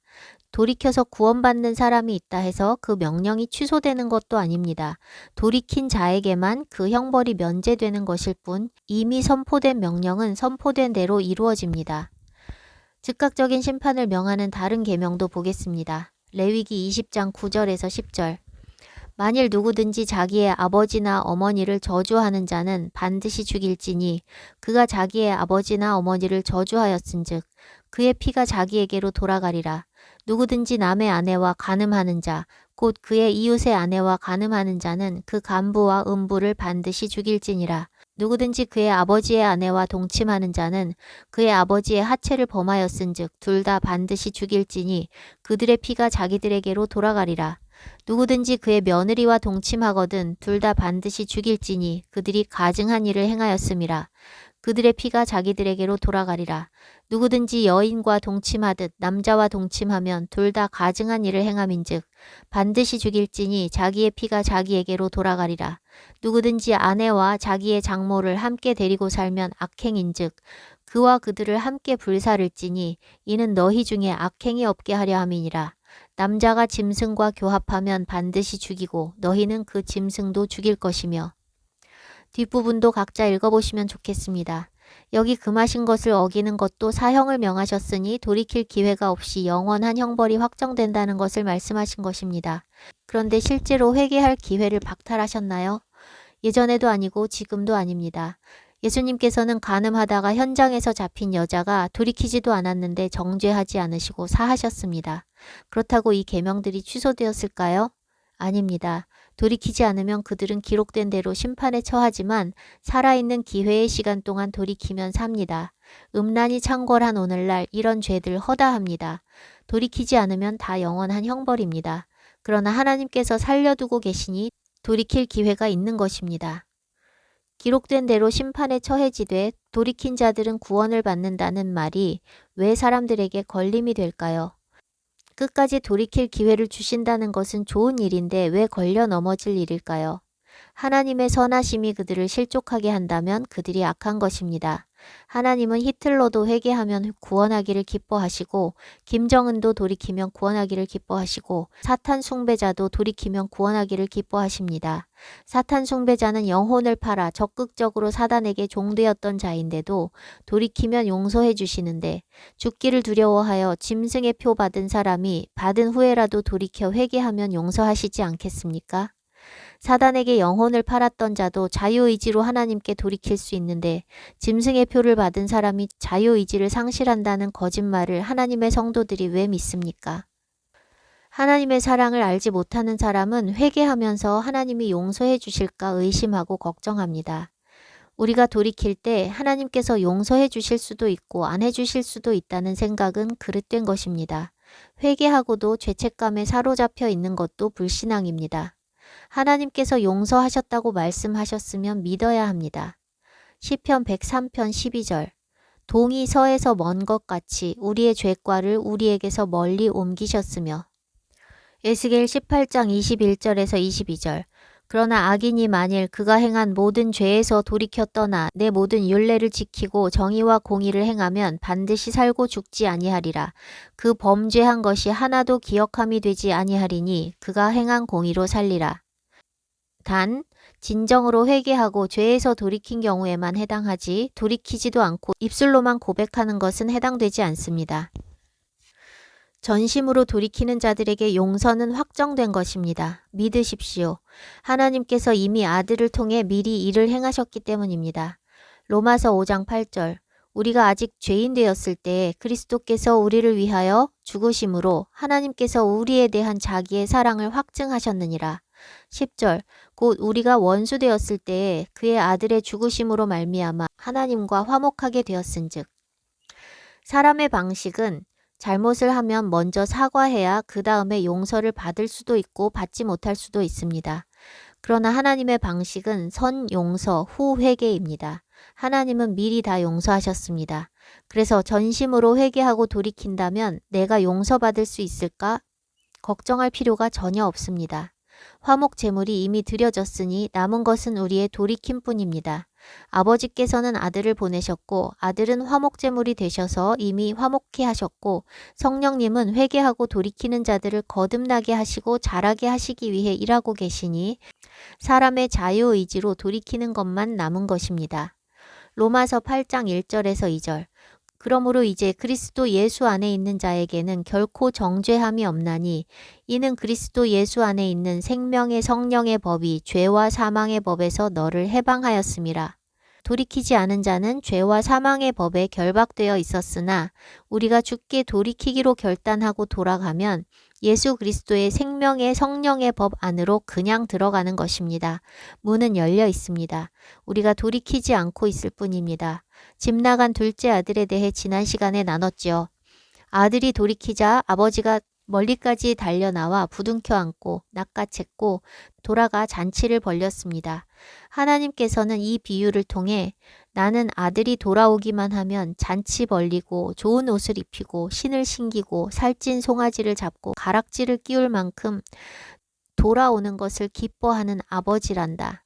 걱정하지 말고 나에게 돌아와라 라고 말씀하고 계시는 것입니다. 용서해 주실까 걱정하지 말고 돌이키십시오. 전심으로 돌이키기만 하면 용서받지 못할까봐 걱정할 필요가 전혀 없습니다. 돌이키기만 하면 즉시 다른 법, 즉 그리스도 예수 안에 있는 생명의 성령의 법 안으로 들어가는 것이며 죄와 사망의 법은 돌이킨 자에게 효력을 상실합니다. 지난 시간에 나눴듯이 심판은 이미 선포된 말씀을 통해서 이루어집니다. 짐승의 표를 받은 자들은 기록된 대로 짐승의 표를 받은 자들이 받도록 예비된 형벌에 처해집니다. 그러나 최후에라도 죽기 전에 돌이키면 그 형벌에 관한 말씀은 그와 상관없는 것이 됩니다. 저는 계시록 14장에 기록된 말씀을 부정하지 않을 뿐 아니라 성경 전체 1.1획이 문자 그대로 성취될 것을 믿고 선포하는 사람입니다. 그런데 짐승의 표를 받아도 돌이킬 기회가 남아있다고 말하는 것에 대해서 사람들이 걸려 넘어지는 이유는 제가 성경과 다른 것을 말하고 있기 때문이 아니라 그들이 믿고 있는 사단의 거짓과 다른 것을 말하고 있기 때문입니다. 그들은 하나님의 말씀과 하나님의 성품을 믿는 대신 짐승의 표를 받으면 자유의지를 상실하게 된다는 어둠의 세력의 말을 믿고 그들의 기술력을 믿고 있습니다. 짐승의 표를 받고 나면 자유의지가 사라지고 회개할 수 없게 된다고 저들이 말합니다. 악한 세력의 기술이 아무리 뛰어나고 완벽하다 해도 하나님께로 돌이킬 기회를 의미하는 생명의 연한과 자유의지는 결코 그들 마음대로 좌지우지할 수 없습니다. 유튜브에서 떠도는 온갖 정보들은 말씀에 근거하지 않은 것들입니다. 저는 백신의 부작용 부정하지 않습니다. 분명히 여러 가지 병들과 죽음을 가져왔고 앞으로도 가져올 것입니다. 그러나 그 죽음조차도 하나님께서 정하신 때에 있다는 것을 믿어야 합니다. 짐승의 표 받아도 분명 부작용이 있을 것이고 하나님의 재앙을 받게 될 것입니다. 그러나 죽고 사는 것이 사단의 손에 달린 것이 아니라 하나님께 있듯이 자유의지도 마찬가지입니다. 돌이킬 기회는 오직 사람이 살아있을 동안인데 살아있으나 살아있다고 할 수 없는 상태가 되도록 하나님께서 사단에게 사람을 넘기시지 않습니다. 표를 받아도 회개할 기회가 있다고 말하면 그걸 이용해서 일단 표 받고 나중에 회개하면 되겠네 라고 생각하는 사람이 생길 거라는 염려의 말을 들었습니다. 제 생각에는 많은 사람들이 이것 때문에 걸려 넘어지는 것이라 생각합니다. 사랑하는 사람들이 어떻게든 짐승의 표를 받지 않게 하고 싶은데 혹시라도 제가 나누는 말씀을 듣고 표를 받게 될까봐 걱정하는 그 마음은 이해가 됩니다. 그런데 이러한 염려도 본질과 동떨어진 것입니다. 표를 받고 안 받는 것이 본질이 아니라 돌이키는 것이 본질입니다. 아직 돌이키지 않은 사람은 표를 안 받았어도 표 받은 것과 마찬가지로 영벌에 처해질 사람입니다. 돌이키지 않은 모든 사람은 사람들이 집착하는 그 최종적인 짐승의 표를 받지 않아도 죽습니다. 그 짐승의 표가 나오기 전에 세상에 살다가 죽은 모든 사람들과 짐승의 표가 있은 후의 사람들에게 하나님의 잣대, 하나님의 정의는 동일합니다. 돌이켰냐 안 돌이켰냐 그것밖에 없습니다. 돌이킨 자는 사는 것이고 돌이키지 않은 모든 사람은 영벌입니다. 짐승의 표는 돌이키지 않은 사람들의 표지 구원받은 백성이 구원을 잃는 표가 아닙니다. 계시록 13장 8절 죽임을 당한 어린 양의 생명책에 창세 이후로 이름이 기록되지 못하고 이 땅에 사는 자들은 다 그 짐승에게 경배하리라.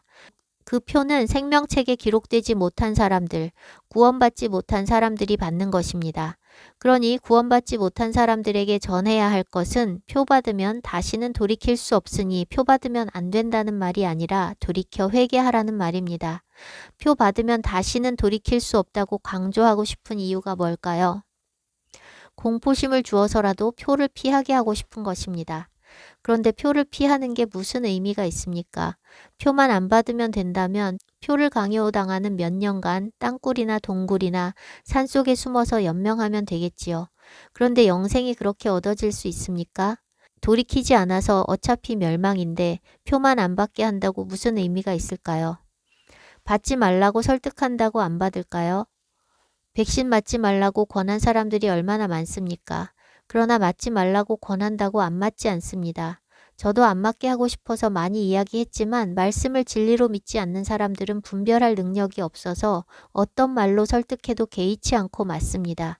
분별하지 못해도 안 맞은 사람들은 자신의 건강이 안 좋기 때문에 부작용이 두려워 안 맞은 것일 뿐 성경적으로 마지막 때에 배도와 연결시켜 안 맞은 것이 아닙니다. 제가 전도하고 양육한 중국 자매 부부는 제 말을 듣고 맞지는 않았지만 여전히 돌이키지 않고 있습니다. 백신을 맞고 안 맞는 것은 아무것도 아니며 짐승의 표도 마찬가지입니다. 표를 받아도 된다는 말로 오해해서 듣지 않으시길 바랍니다.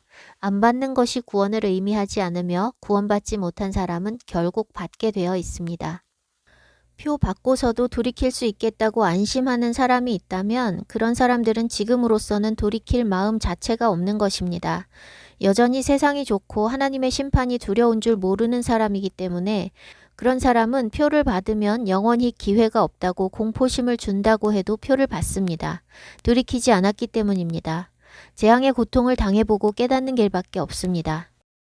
영생은 전심으로 돌이켜 하나님을 알고 하나님을 사랑하는 자들에게 있는 것입니다.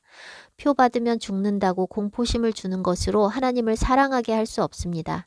짐승의 표를 받는 것은 그들이 사단에게 절하고 사단의 말을 믿고 사단이 주는 생각대로 생각하고 행동하는 삶을 살아온 결과로서 표를 받는 것입니다.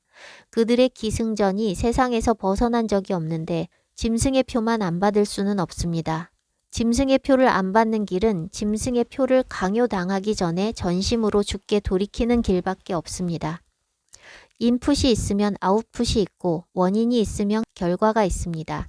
하나님의 법대로 산 사람들은 자연히 하나님의 인침을 받고 사단의 말을 따라 세상과 더불어 산 사람들은 자연히 짐승의 표를 받게 되는 것입니다.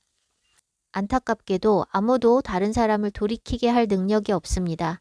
전능하신 하나님도 각 사람이 자신의 자유의지로 생명이든 사망이든 선택하도록 자유의지를 침범하지 않으시고 존중하시는데 하물며 같은 피조물인 우리가 어떻게 누구를 돌이키게 할 수 있을까요? 할 수 있는 것은 말씀의 씨앗을 뿌리며 기도하는 것 뿐입니다. 그래서 더욱 바른 말씀을 전해야 합니다. 믿음은 말씀을 들음에서 나기 때문입니다. 오늘날 교인들이 다 잘못된 신학에 기초한 설교들을 들어왔기 때문에 믿음도 없고 돌이키지 않은 채 구원받았다는 착각 속에서 멸망을 향해 달려가고 있는 것입니다. 그래서 저라도 진리의 말씀을 전하기 위해 애통하는 마음으로 전합니다. 마지막 때에 관해서 마지막 때의 타임라인과 이루어질 일들에 대해서 어둠의 세력들이 선전하고 있는 메시지들은 사람들을 두려움에 빠지게 하고 물질적인 표를 안 받는 것에만 집중하게 하고 있습니다. 하나님께로 돌이키고 그분과 연합하고 그분을 사랑하고 경외하며 그분의 말씀대로 사는 본질은 망각하고 물질적인 표를 안 받기 위해 아등바등하는 것은 사단에게 놀아나는 것입니다. 물질적인 표를 안 받는 것에 집중하는 사람들은 100% 받게 됩니다. 구원은 어떤 행위들로서 얻는 것이 아닙니다. 구원은 영생을 얻는 것입니다. 영생이 무엇입니까? 요한복음 17장 3절 영생은 곧 유일하신 참 하나님과 그가 보내신 자 예수 그리스도를 아는 것이니이다. 하나님과 예수 그리스도를 아는 것이 영생입니다. 살아있는 동안 하나님과 예수 그리스도를 알지 못한 사람들이 죽어서 영생을 얻을 수 있을까요? 영생은 살아있는 동안 돌이켜서 얻는 것이고 돌이킨 자들에게 하나님 나라, 천국이 그 마음속에 임하는 것입니다. 지옥 가기 두려워서 구원받으려는 마음으로는 구원을 이룰 수가 없습니다. 지옥에 대한 두려움은 막연한 것이지만 짐승의 표를 거부해서 받는 고통은 현실이기 때문에 두려움만으로 짐승의 표를 피할 수도 없을 뿐더러 짐승의 표를 피하는 것 자체가 구원을 의미하는 것이 아니라 돌이켜야 구원이 있는 것입니다. 짐승의 표가 나오기 전에 살다가 가는 사람들도 마찬가지입니다. 지옥은 막연한 고통이지만 세상에서 자기가 원하는 것들을 포기하고 자기를 부인하고 하나님 뜻대로 사는 것은 육신의 고통이자 죽음이기 때문에 사람들은 돌이키지 않는 것입니다. 그것은 짐승에게 절하고 표받는 것과 동일한 삶입니다. 하나님을 사랑해야만 구원을 이룰 수 있고 짐승의 표도 거부할 수 있습니다. 돌이켜 거듭난 사람은 이미 영생을 얻었고 받은 영생을 지키고 하나님 나라에 들어가기 위해 그리고 참되신 하나님을 생명으로서 증거하기 위해 주님을 붙잡고 그 시간을 통과할 것입니다. 아직 거듭나지 못했다면 돌이켜 거듭나셔야 합니다. 거듭나셨다면 돌이켜야 할 영혼들을 향해 짐승의 표 받지 않도록 전하는 것이 아니라 회개하여 주께로 돌이키도록 전해야 합니다. 표가 본질이 아니고 하나님과 연합하고 하나님을 사랑하고 그분께 순종하는 것이 본질이기 때문입니다. 제가 3년 전에 백신과 짐승의 표에 대해 나눴던 것은 무지해서 이미 백신을 맞은 사람들이 백신 맞으면 영원히 구원 못 받는다는 거짓말을 듣고 좌절하고 생을 포기할 수 있다는 것에 대한 애통을 주님께서 부어주셨기 때문입니다. 말씀을 나눈 뒤에 여러 사람들에게서 그 말씀을 통해 소망을 얻었다는 고백을 듣게 되었고 주님을 찾기 시작한 것을 보게 되었습니다. 짐승의 표는 최종적인 것이기 때문에 돌이킬 수 없는 거라고 사람들이 말하는데 최종적이든 아니든 성경은 일관적인 법이기 때문에 사람이 임의로 최종적인 표를 돌이킬 수 없다고 말해서는 안 되며 그런 주장의 근거가 자유의지를 상실하게 할 거라는 악한 권세의 계획과 선전에 있기 때문에 더욱 위험한 것입니다. 회개할 기회가 끝까지 남아있다고 제가 계속 강조하는 이유는 짐승의 표 받은 후든 받기 전이든 하나님께서 얼마나 우리의 회개를 기다리시는지를 알리기 위함입니다. 짐승의 표를 받지 않은 지금 상태에서도 사람이 회개하고 돌이키는 것은 보통 어려운 일이 아닙니다. 어려운 게 아니라 육신으로는 불가능한 일입니다. 돌이킴은 죽음입니다. 자신이 살아온 모든 방식을 부정하고 하나님의 길로 돌이키는 것, 자신의 육신의 욕구를 부정하고 하나님의 뜻대로 살기로 결단하는 것이 돌이킴이니 어떻게 쉽게 이루어지겠습니까? 예수 그리스도와 함께 십자가에 못 박혔다고 말로만 고백하는 것이 아니라 실제로 자기를 부인하고 주님께 모든 주권을 드리는 것, 자신의 죽음을 선포하는 것입니다. 육신의 노력으로 가능한 것이 아니라 오히려 육신을 죽이고 죽으면 죽으리라는 결단으로만 돌이킬 수 있는 것입니다. 육이 죽어야만 영이 살 수 있기 때문에 죽어야 하는 것인데 사람이 스스로 자신을 죽이는 것이 어떻게 인본으로 가능하겠습니까? 하나님 말씀을 진리로 믿지 않고는 절대 할 수 없습니다. 땅의 것은 잠시 후면 사라지고 영원한 것이 있다는 것을 진짜 믿지 않으면 땅의 것을 어떻게 포기할 수가 있겠습니까? 인본으로는 불가능한 것입니다. 말씀 안에는 하나님의 정의와 공의와 사랑과 인자하심과 오래 참으심과 용납하심이 차고 넘칩니다. 말씀을 믿고 하나님을 믿고 순종함으로써 하나님의 실존을 경험할 때 내가 죽는 것이 그분과 함께 사는 것임을 믿고 죽기로 결단할 수 있는 것입니다. 저는 계속해서 회개와 돌이킴을 외치고 있지만 하나님이 얼마나 사랑하시는지도 함께 나누고 있습니다. 하나님의 정의와 심판은 기록된 말씀에 따라 한치의 오차도 없이 성취될 것이기 때문에 죄에서 돌이키지 않은 사람들에게 하나님의 정의는 엄청나게 두려운 것입니다. 그러나 그 정의가 냉혹하지만은 않은 것은 그분의 정의 안에 사랑이 흘러넘치기 때문입니다. 그 사랑을 발견하면 그분을 사랑하지 않을 수 없습니다. 그분의 정의는 점도 흠도 허용하지 않는 거룩하고 완전한 것이지만 그 정의가 공포감을 주지 않는 것은 그분의 무한한 사랑이 있기 때문이고 그분의 무한한 사랑 안에서도 방종하지 않을 수 있는 것은 그분의 정의가 있기 때문입니다.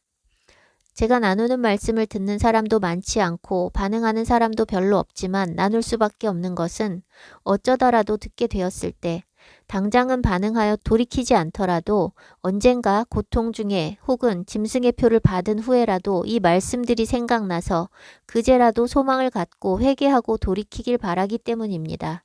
두려움 때문에 타협해서 짐승의 표를 받았다 해도 짐승의 표를 받은 자들이 받을 재앙 가운데에서 하나님만이 참 하나님이시라는 것을 느끼고 전심으로 회개하기를 바랍니다. 짐승의 표를 안 받고 돌이키는 것이 가장 좋겠지만 받고라도 돌이키면 감사한 것입니다. 그러나 이런 말씀을 소망으로 여기고 방심할 사람들에게 절망적인 말씀이 성경에 있습니다. 지금부터 살펴볼 말씀들은 하나님께서 끝까지 기회를 주신다는 직접적인 증거로서 소망이 되는 말씀인 동시에 그럼에도 불구하고 사람들이 돌이키지 않는다는 것을 보여주는 절망적인 말씀이기도 합니다. 기회는 열려 있으나 사람들이 끝까지 자유의지로 거부한다는 것을 보여주는 말씀들입니다. 그래서 반드시 짐승의 표를 받기 전에 돌이켜야 합니다. 계시록 9장 4절 그들에게 이르시되 땅의 풀이나 푸른 것이나 각종 수목은 해하지 말고 오직 이마에 하나님의 인침을 받지 아니한 사람들만 해하라 하시더라. 그러나 그들을 죽이지는 못하게 하시고 5달 동안 괴롭게만 하시는데 그 괴롭게 함은 전갈이 사람을 쏠 때의 괴롭게 함과 같더라. 그날에는 사람이 죽기를 구하여도 죽지 못하고 죽고 싶으나 죽음이 그들을 피하리로다. 5째 나팔 심판입니다.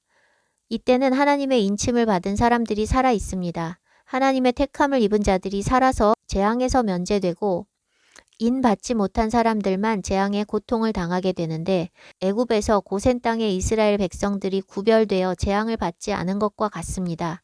죽이지 않고 고통스럽게만 하시는 이유도 그들에게 돌이킬 기회를 주시는 것이며 그들로 하여금 재앙에서 보호받는 하나님의 백성들을 보게 하시는 것도 돌이킬 마음을 가질 수 있도록 주시는 기회입니다. 6째 나팔 재앙에 사람들의 3분의 1이 죽임을 당하게 됩니다. 그런데 20절에 재앙에 죽지 않고 남은 자들의 반응이 나옵니다.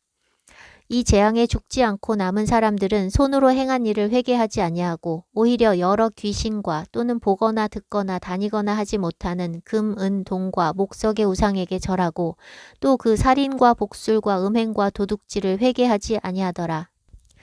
부분적으로 심판을 진행하시면서 재앙에서 살아남은 자들이 돌이키도록 기회를 주시는 것입니다.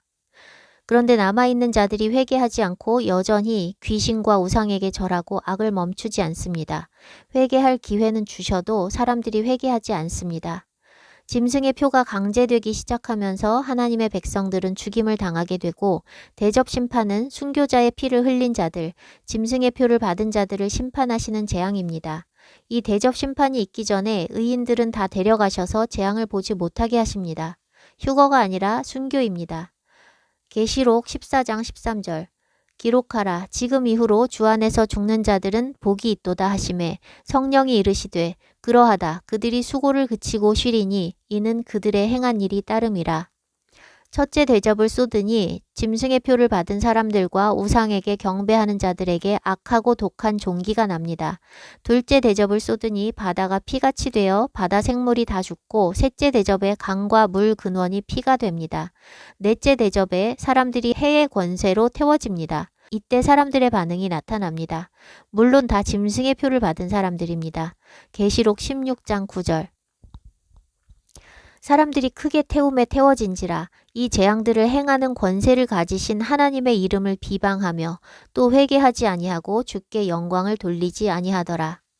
회개하지 않는다고 말씀하십니다. 회개할 기회가 끝났거나 자유의지가 상실되었다면 회개하지 않는다는 말씀은 있어서는 안 됩니다. 회개할 수 있는 상황이고 회개를 기대하시기 때문에 회개하지 않더라라고 말씀하시는 것입니다. 또한 짐승의 표를 받은 이 사람들에게 더 이상 돌이킬 기회가 없고 영벌이 확정되었다면 대접 심판을 7차례에 걸쳐 나눠서 행하실 필요가 없이 단번에 다 죽이시면 됩니다. 심판받을 자만 남아있는 상황에 심판을 하나씩 풀어가시는 것은 아직도 남겨둔 자들이 돌이키기를 원하시기 때문입니다. 계시록 16장 10절에서 11절.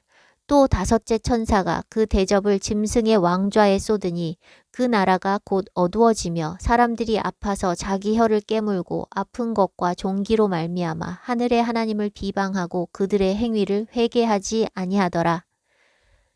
여전히 기다리고 계신 것을 볼 수 있습니다. 안 죽이시고 고통을 통해서 돌이키도록 기회를 주시는 것입니다. 그런데 안타깝게도 그들 자신이 돌이키지 않고 하나님을 비방한다는 말씀이 반복되고 있습니다. 돌이키기를 기다리신다는 것은 분명 소망이 되지만 표 받고도 회개할 수 있다는 것을 소망으로 삼을 수 없는 것은 사람이 악하기 때문입니다.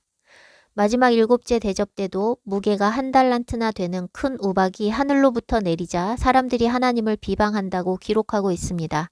하나님은 기회를 열어두셨지만 그들 스스로 하나님께 돌이키지 않고 있습니다. 자유의지가 없어 보입니까? 그들이 하나님을 저주하는 것이 마인드 컨트롤되어 의식 없이 하는 것으로 보입니까? 그들은 고통 중에 자유의지로 그 재앙의 주권자이신 하나님을 두려워하며 돌이키지 않고 자유의지로 하나님을 비방하고 있는 것입니다. 하나님께서 사람들을 한꺼번에 죽이지 않으시고 마지막 재앙까지 풀어가시는 것이 하나님께서 주시는 기회로 보이지 않습니까? 그런데 끝까지 돌이키지 않는 것이 짐승의 표를 받은 사람들입니다. 그것은 짐승의 표를 받아서 자유의지를 상실하게 된 것이 아니라 그들이 평생 짐승에게 절하고 짐승의 시스템을 잘 따라가며 살았던 자연스러운 결과입니다. 평생 하나님과 단절되어 세상 권세에게 굴복한 삶을 살다가 고통의 시간에 하나님께로 돌이킨다는 것이 결코 쉬운 일이 아닙니다. 레위기 26장에는 계명을 준행하는 삶의 축복과 준행하지 않고 하나님의 법을 무시하는 삶의 저주에 대해 말씀합니다. 구체적인 내용은 꼭 각자 읽어보시기를 바라고 저는 심판들과 관련된 내용만 부분적으로 읽어보겠습니다. 레위기 26장 18절. 또 만일 너희가 그렇게까지 되어도 내게 청종하지 아니하면 너희의 죄로 말미암아 내가 너희를 7배나 더 징벌하리라. 명령을 준행하지 않은 이스라엘에게 내리실 형벌에 대해 16절에서 17절까지 말씀하셨는데 그래도 청종하지 않으면 7배 더 징벌하신다는 말씀입니다. 이 7배의 징벌이 19절에서 22절까지 기록되어 있습니다. 23절에서 24절. 이런 일을 당하여도 너희가 내게로 돌아오지 아니하고 내게 대항할진대 나 곧 나도 너희에게 대항하여 너희 죄로 말미암아 너희를 7배나 더 치리라. 그래도 안 돌아와 7배 더 치신다는 것입니다. 그 형벌이 25절, 26절에 나타납니다. 27절에서 28절. 너희가 이같이 될지라도 내게 청종하지 아니하고 내게 대항할진대 내가 진노로 너희에게 대항하되 너희의 죄로 말미암아 7배나 더 징벌하리니 그래도 안 돌아와 7배 더 징벌하신다는 것입니다. 너희가 아들의 살을 먹고 딸의 살을 먹고 너희 성읍이 황폐해지고 너희를 여러 민족 중에 흩으신다고 말씀하십니다. 꼭 각자 읽어보십시오. 이렇게 구체적으로 말씀을 주셨어도 이스라엘은 하나님의 계명들을 무시하여 결국 여기 경고하신 그대로 모든 저주들을 받고 그 땅에서 쫓겨나게 됩니다. 말씀을 믿지 않으면 말씀에 기록된 심판이 그대로 이루어지는 것입니다. 여기 레위기 26장에 7배나 더 친다는 말씀이 3번 반복됩니다. 7인, 7나팔, 7대접과의 연관성이 보이십니까? 뭐가 느껴지시나요? 하나님이 이렇게 재앙을 내리시는 이유가 보이십니까? 그래도 안 돌아와? 더 큰 재앙. 그래도 안 돌아와? 더 큰 재앙. 그 재앙들이 무섭고 두려운 것이라도 그 재앙들을 쏟으시는 목적은 영원한 형벌에 처하기 전에 돌이키게 하시기 위함입니다. 7배의 재앙을 3번이나 미리 모세를 통해 선포하셨는데 가나안 땅에 들어간 이스라엘은 죄에 죄를 더하여 7배 재앙을 받고 또 7배 또 7배를 받고도 끝까지 돌이키지 않아 결국 쫓겨나게 되었습니다. 그런데 그런 패역한 백성이 고통 중에 회개하면 다시 마음을 돌이키시는 하나님이십니다. 40절에서 45절 그들이 나를 거스른 잘못으로 자기의 죄악과 그들의 조상의 죄악을 자복하고 또 그들이 내게 대항함으로 나도 그들에게 대항하여 내가 그들을 그들의 원수들의 땅으로 끌어갔음을 깨닫고 그 할례받지 아니한 그들의 마음이 낮아져서 그들의 죄악의 형벌을 기쁘게 받으면 내가 야곱과 맺은 내 언약과 이삭과 맺은 내 언약을 기억하며 아브라함과 맺은 내 언약을 기억하고 그 땅을 기억하리라. 그들이 내 법도를 싫어하며 내 규례를 멸시하였으므로 그 땅을 떠나서 사람이 없을 때에 그 땅은 황폐하여 안식을 누릴 것이요 그들은 자기 죄악의 형벌을 기쁘게 받으리라. 그런즉 그들이 그들의 원수들의 땅에 있을 때에 내가 그들을 내버리지 아니하며 미워하지 아니하며 아주 멸하지 아니하고 그들과 맺은 내 언약을 폐하지 아니하리니 나는 여호와 그들의 하나님이 됨이니라.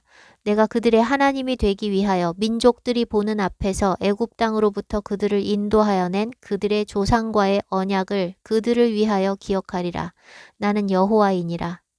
하나님의 생각은 언제나 그분께서 태초에 예비하신 축복, 하나님의 임재의 동산으로 하나님의 자녀들을 다시 인도해 드리시는 것, 구원에 집중되어 있습니다.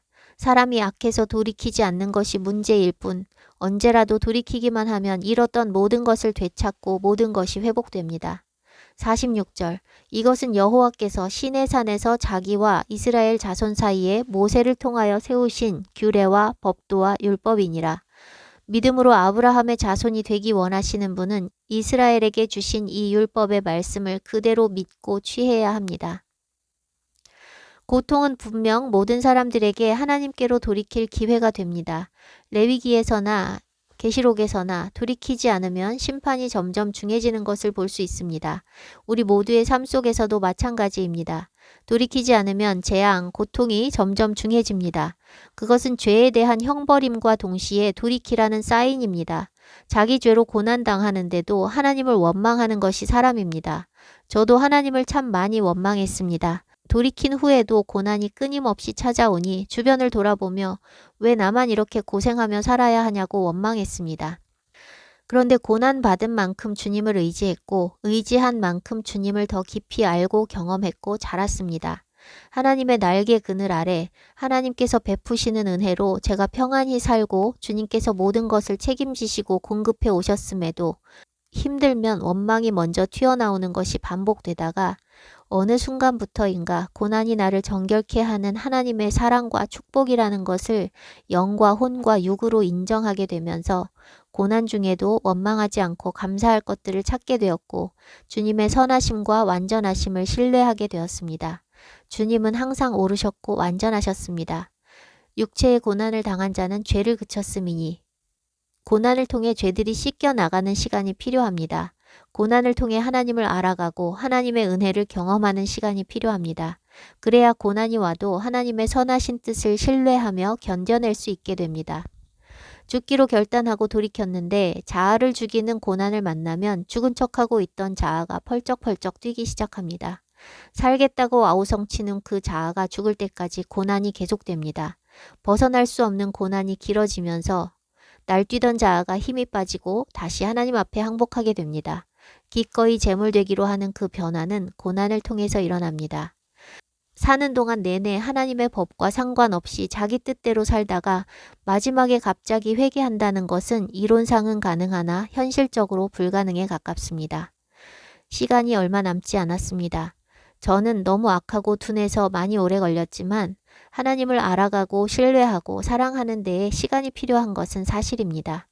죄가 가득한 세상에서 오래 사는 것은 고통이니 주님께서 곧 오신다는 것이 저에겐 기쁨이지만 시간이 얼마 안 남은 만큼 부지런히 주님을 더 알고 더 사랑하고 싶습니다.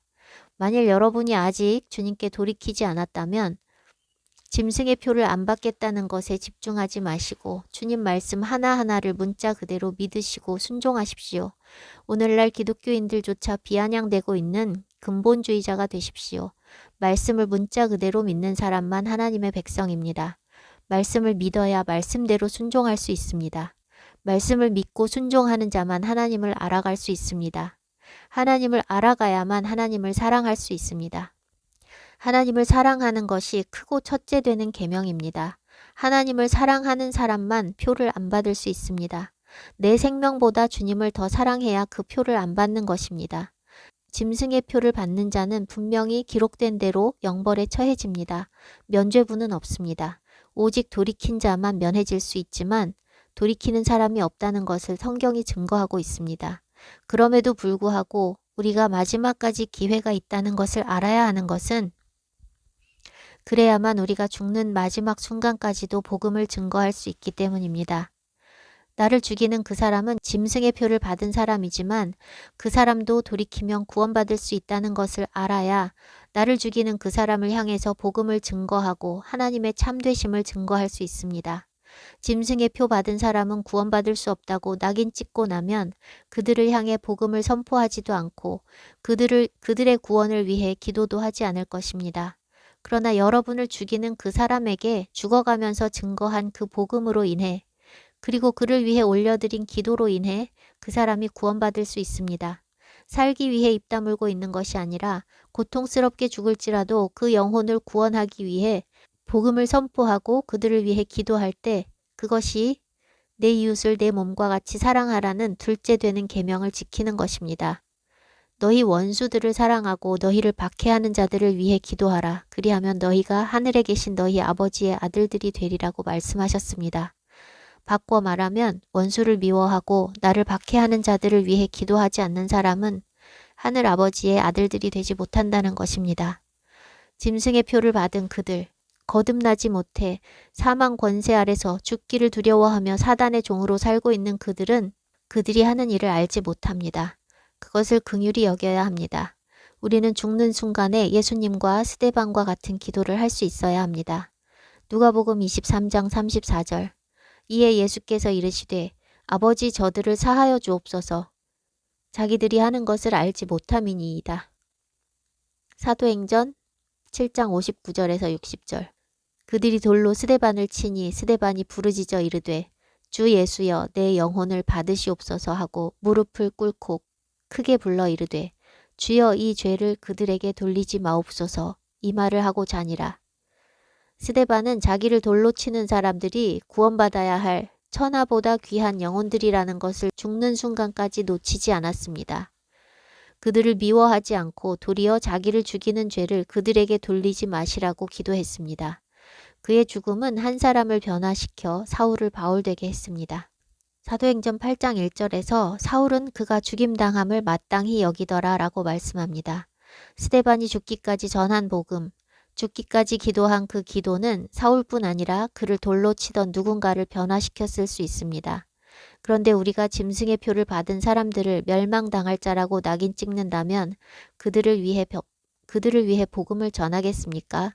그들을 위해 스데반과 같이 기도하겠습니까?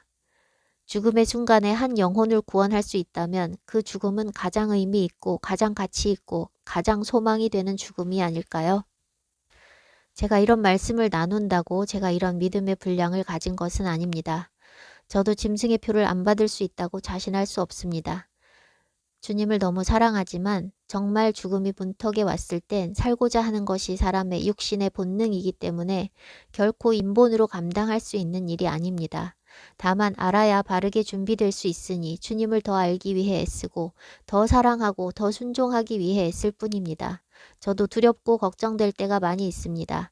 그러나 사랑 안에 두려움이 없고 온전한 사랑이 두려움을 내쫓는다고 말씀하셨으니 하나님의 사랑 안에 온전히 거하고 하나님을 온전히 사랑하기를 원하며 하루하루 주님을 붙잡습니다. 진리를 모르는 사람들을 생각하면 주님의 애통이 부어져서 눈물이 쏟아집니다. 진리를 알지 못해 멸망으로 달려가는 영혼들을 깨울 수 있는 말씀들을 나눌 수 있기를 기도합니다. 주님의 사랑과 은혜를 헤아릴 수 없이 많이 받은 제가 두려움 때문에 주님을 배신하는 일이 없도록 저를 붙잡아 주시기를 기도합니다. 제 눈에는 보이지 않지만 저를 따라 걷고 있는 영혼들이 많다고 주님께서 말씀하시니 그 영혼들이 실족하지 않고 걸어갈 수 있도록 제가 말씀으로 뿐만 아니라 생명으로서 주님을 증거할 수 있게 해달라고 기도합니다. 짐승의 표를 받지 않는 것은 돌이킨 자들의 최종 시험대가 될 것이고 그로 인한 순교는 최종 승리가 될 것입니다. 주님과 3년 반 함께했던 제자들도 주님의 십자가 앞에서 주님을 다 부인했습니다. 육신으로는 감당할 수 없는 시험인 것입니다. 오직 성령으로 거듭나서 성령을 의지함으로써만 감당할 수 있는 시험입니다. 육신의 본능은 살고자 하는 것인데 살고자 하는 육을 죽일 수 있는 것은 말씀과 성령뿐입니다. 죽음 앞에서 비겁했던 제자들이 죽음을 두려워하지 않는 사도들로 변화된 것처럼 거듭나서 성령 충만해야 합니다.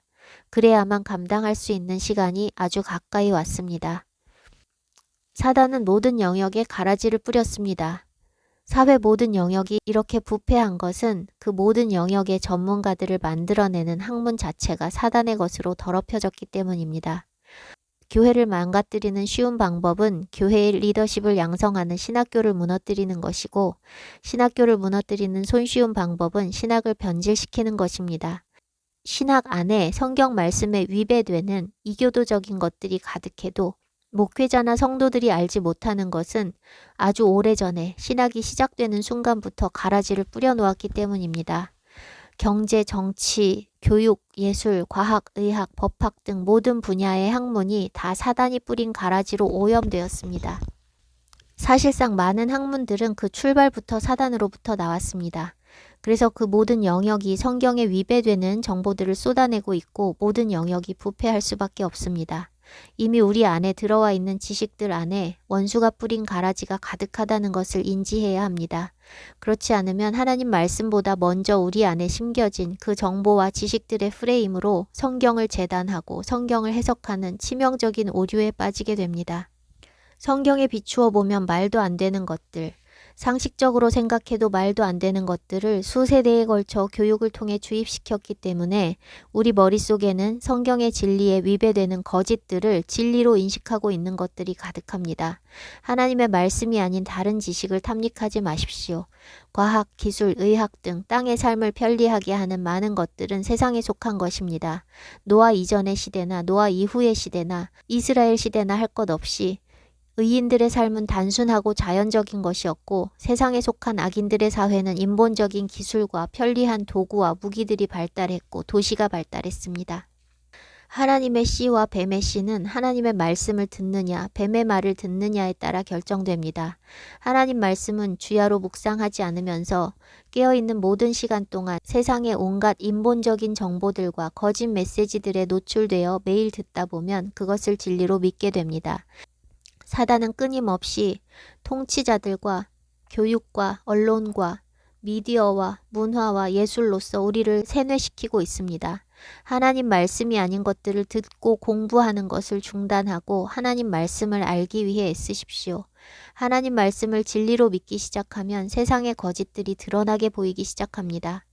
내가 공부해보지 않은 무지한 영역의 전문가들이 말하는 것에서도 거짓과 인본을 분별해낼 수 있게 됩니다.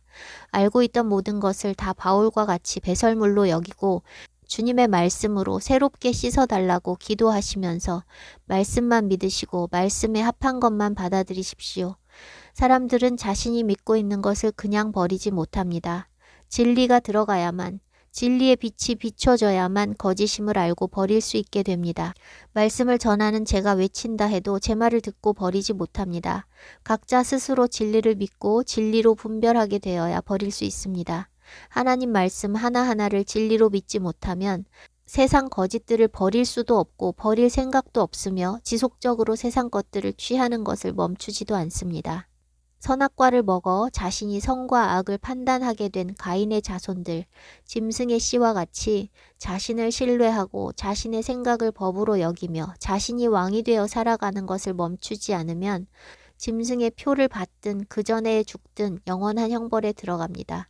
돌이켜 하나님의 말씀을 믿고 그 말씀대로 행하며 의의 길을 걸어간 셋의 후손의 길을 따르면 하나님의 인침을 받고 영원한 생명을 얻습니다.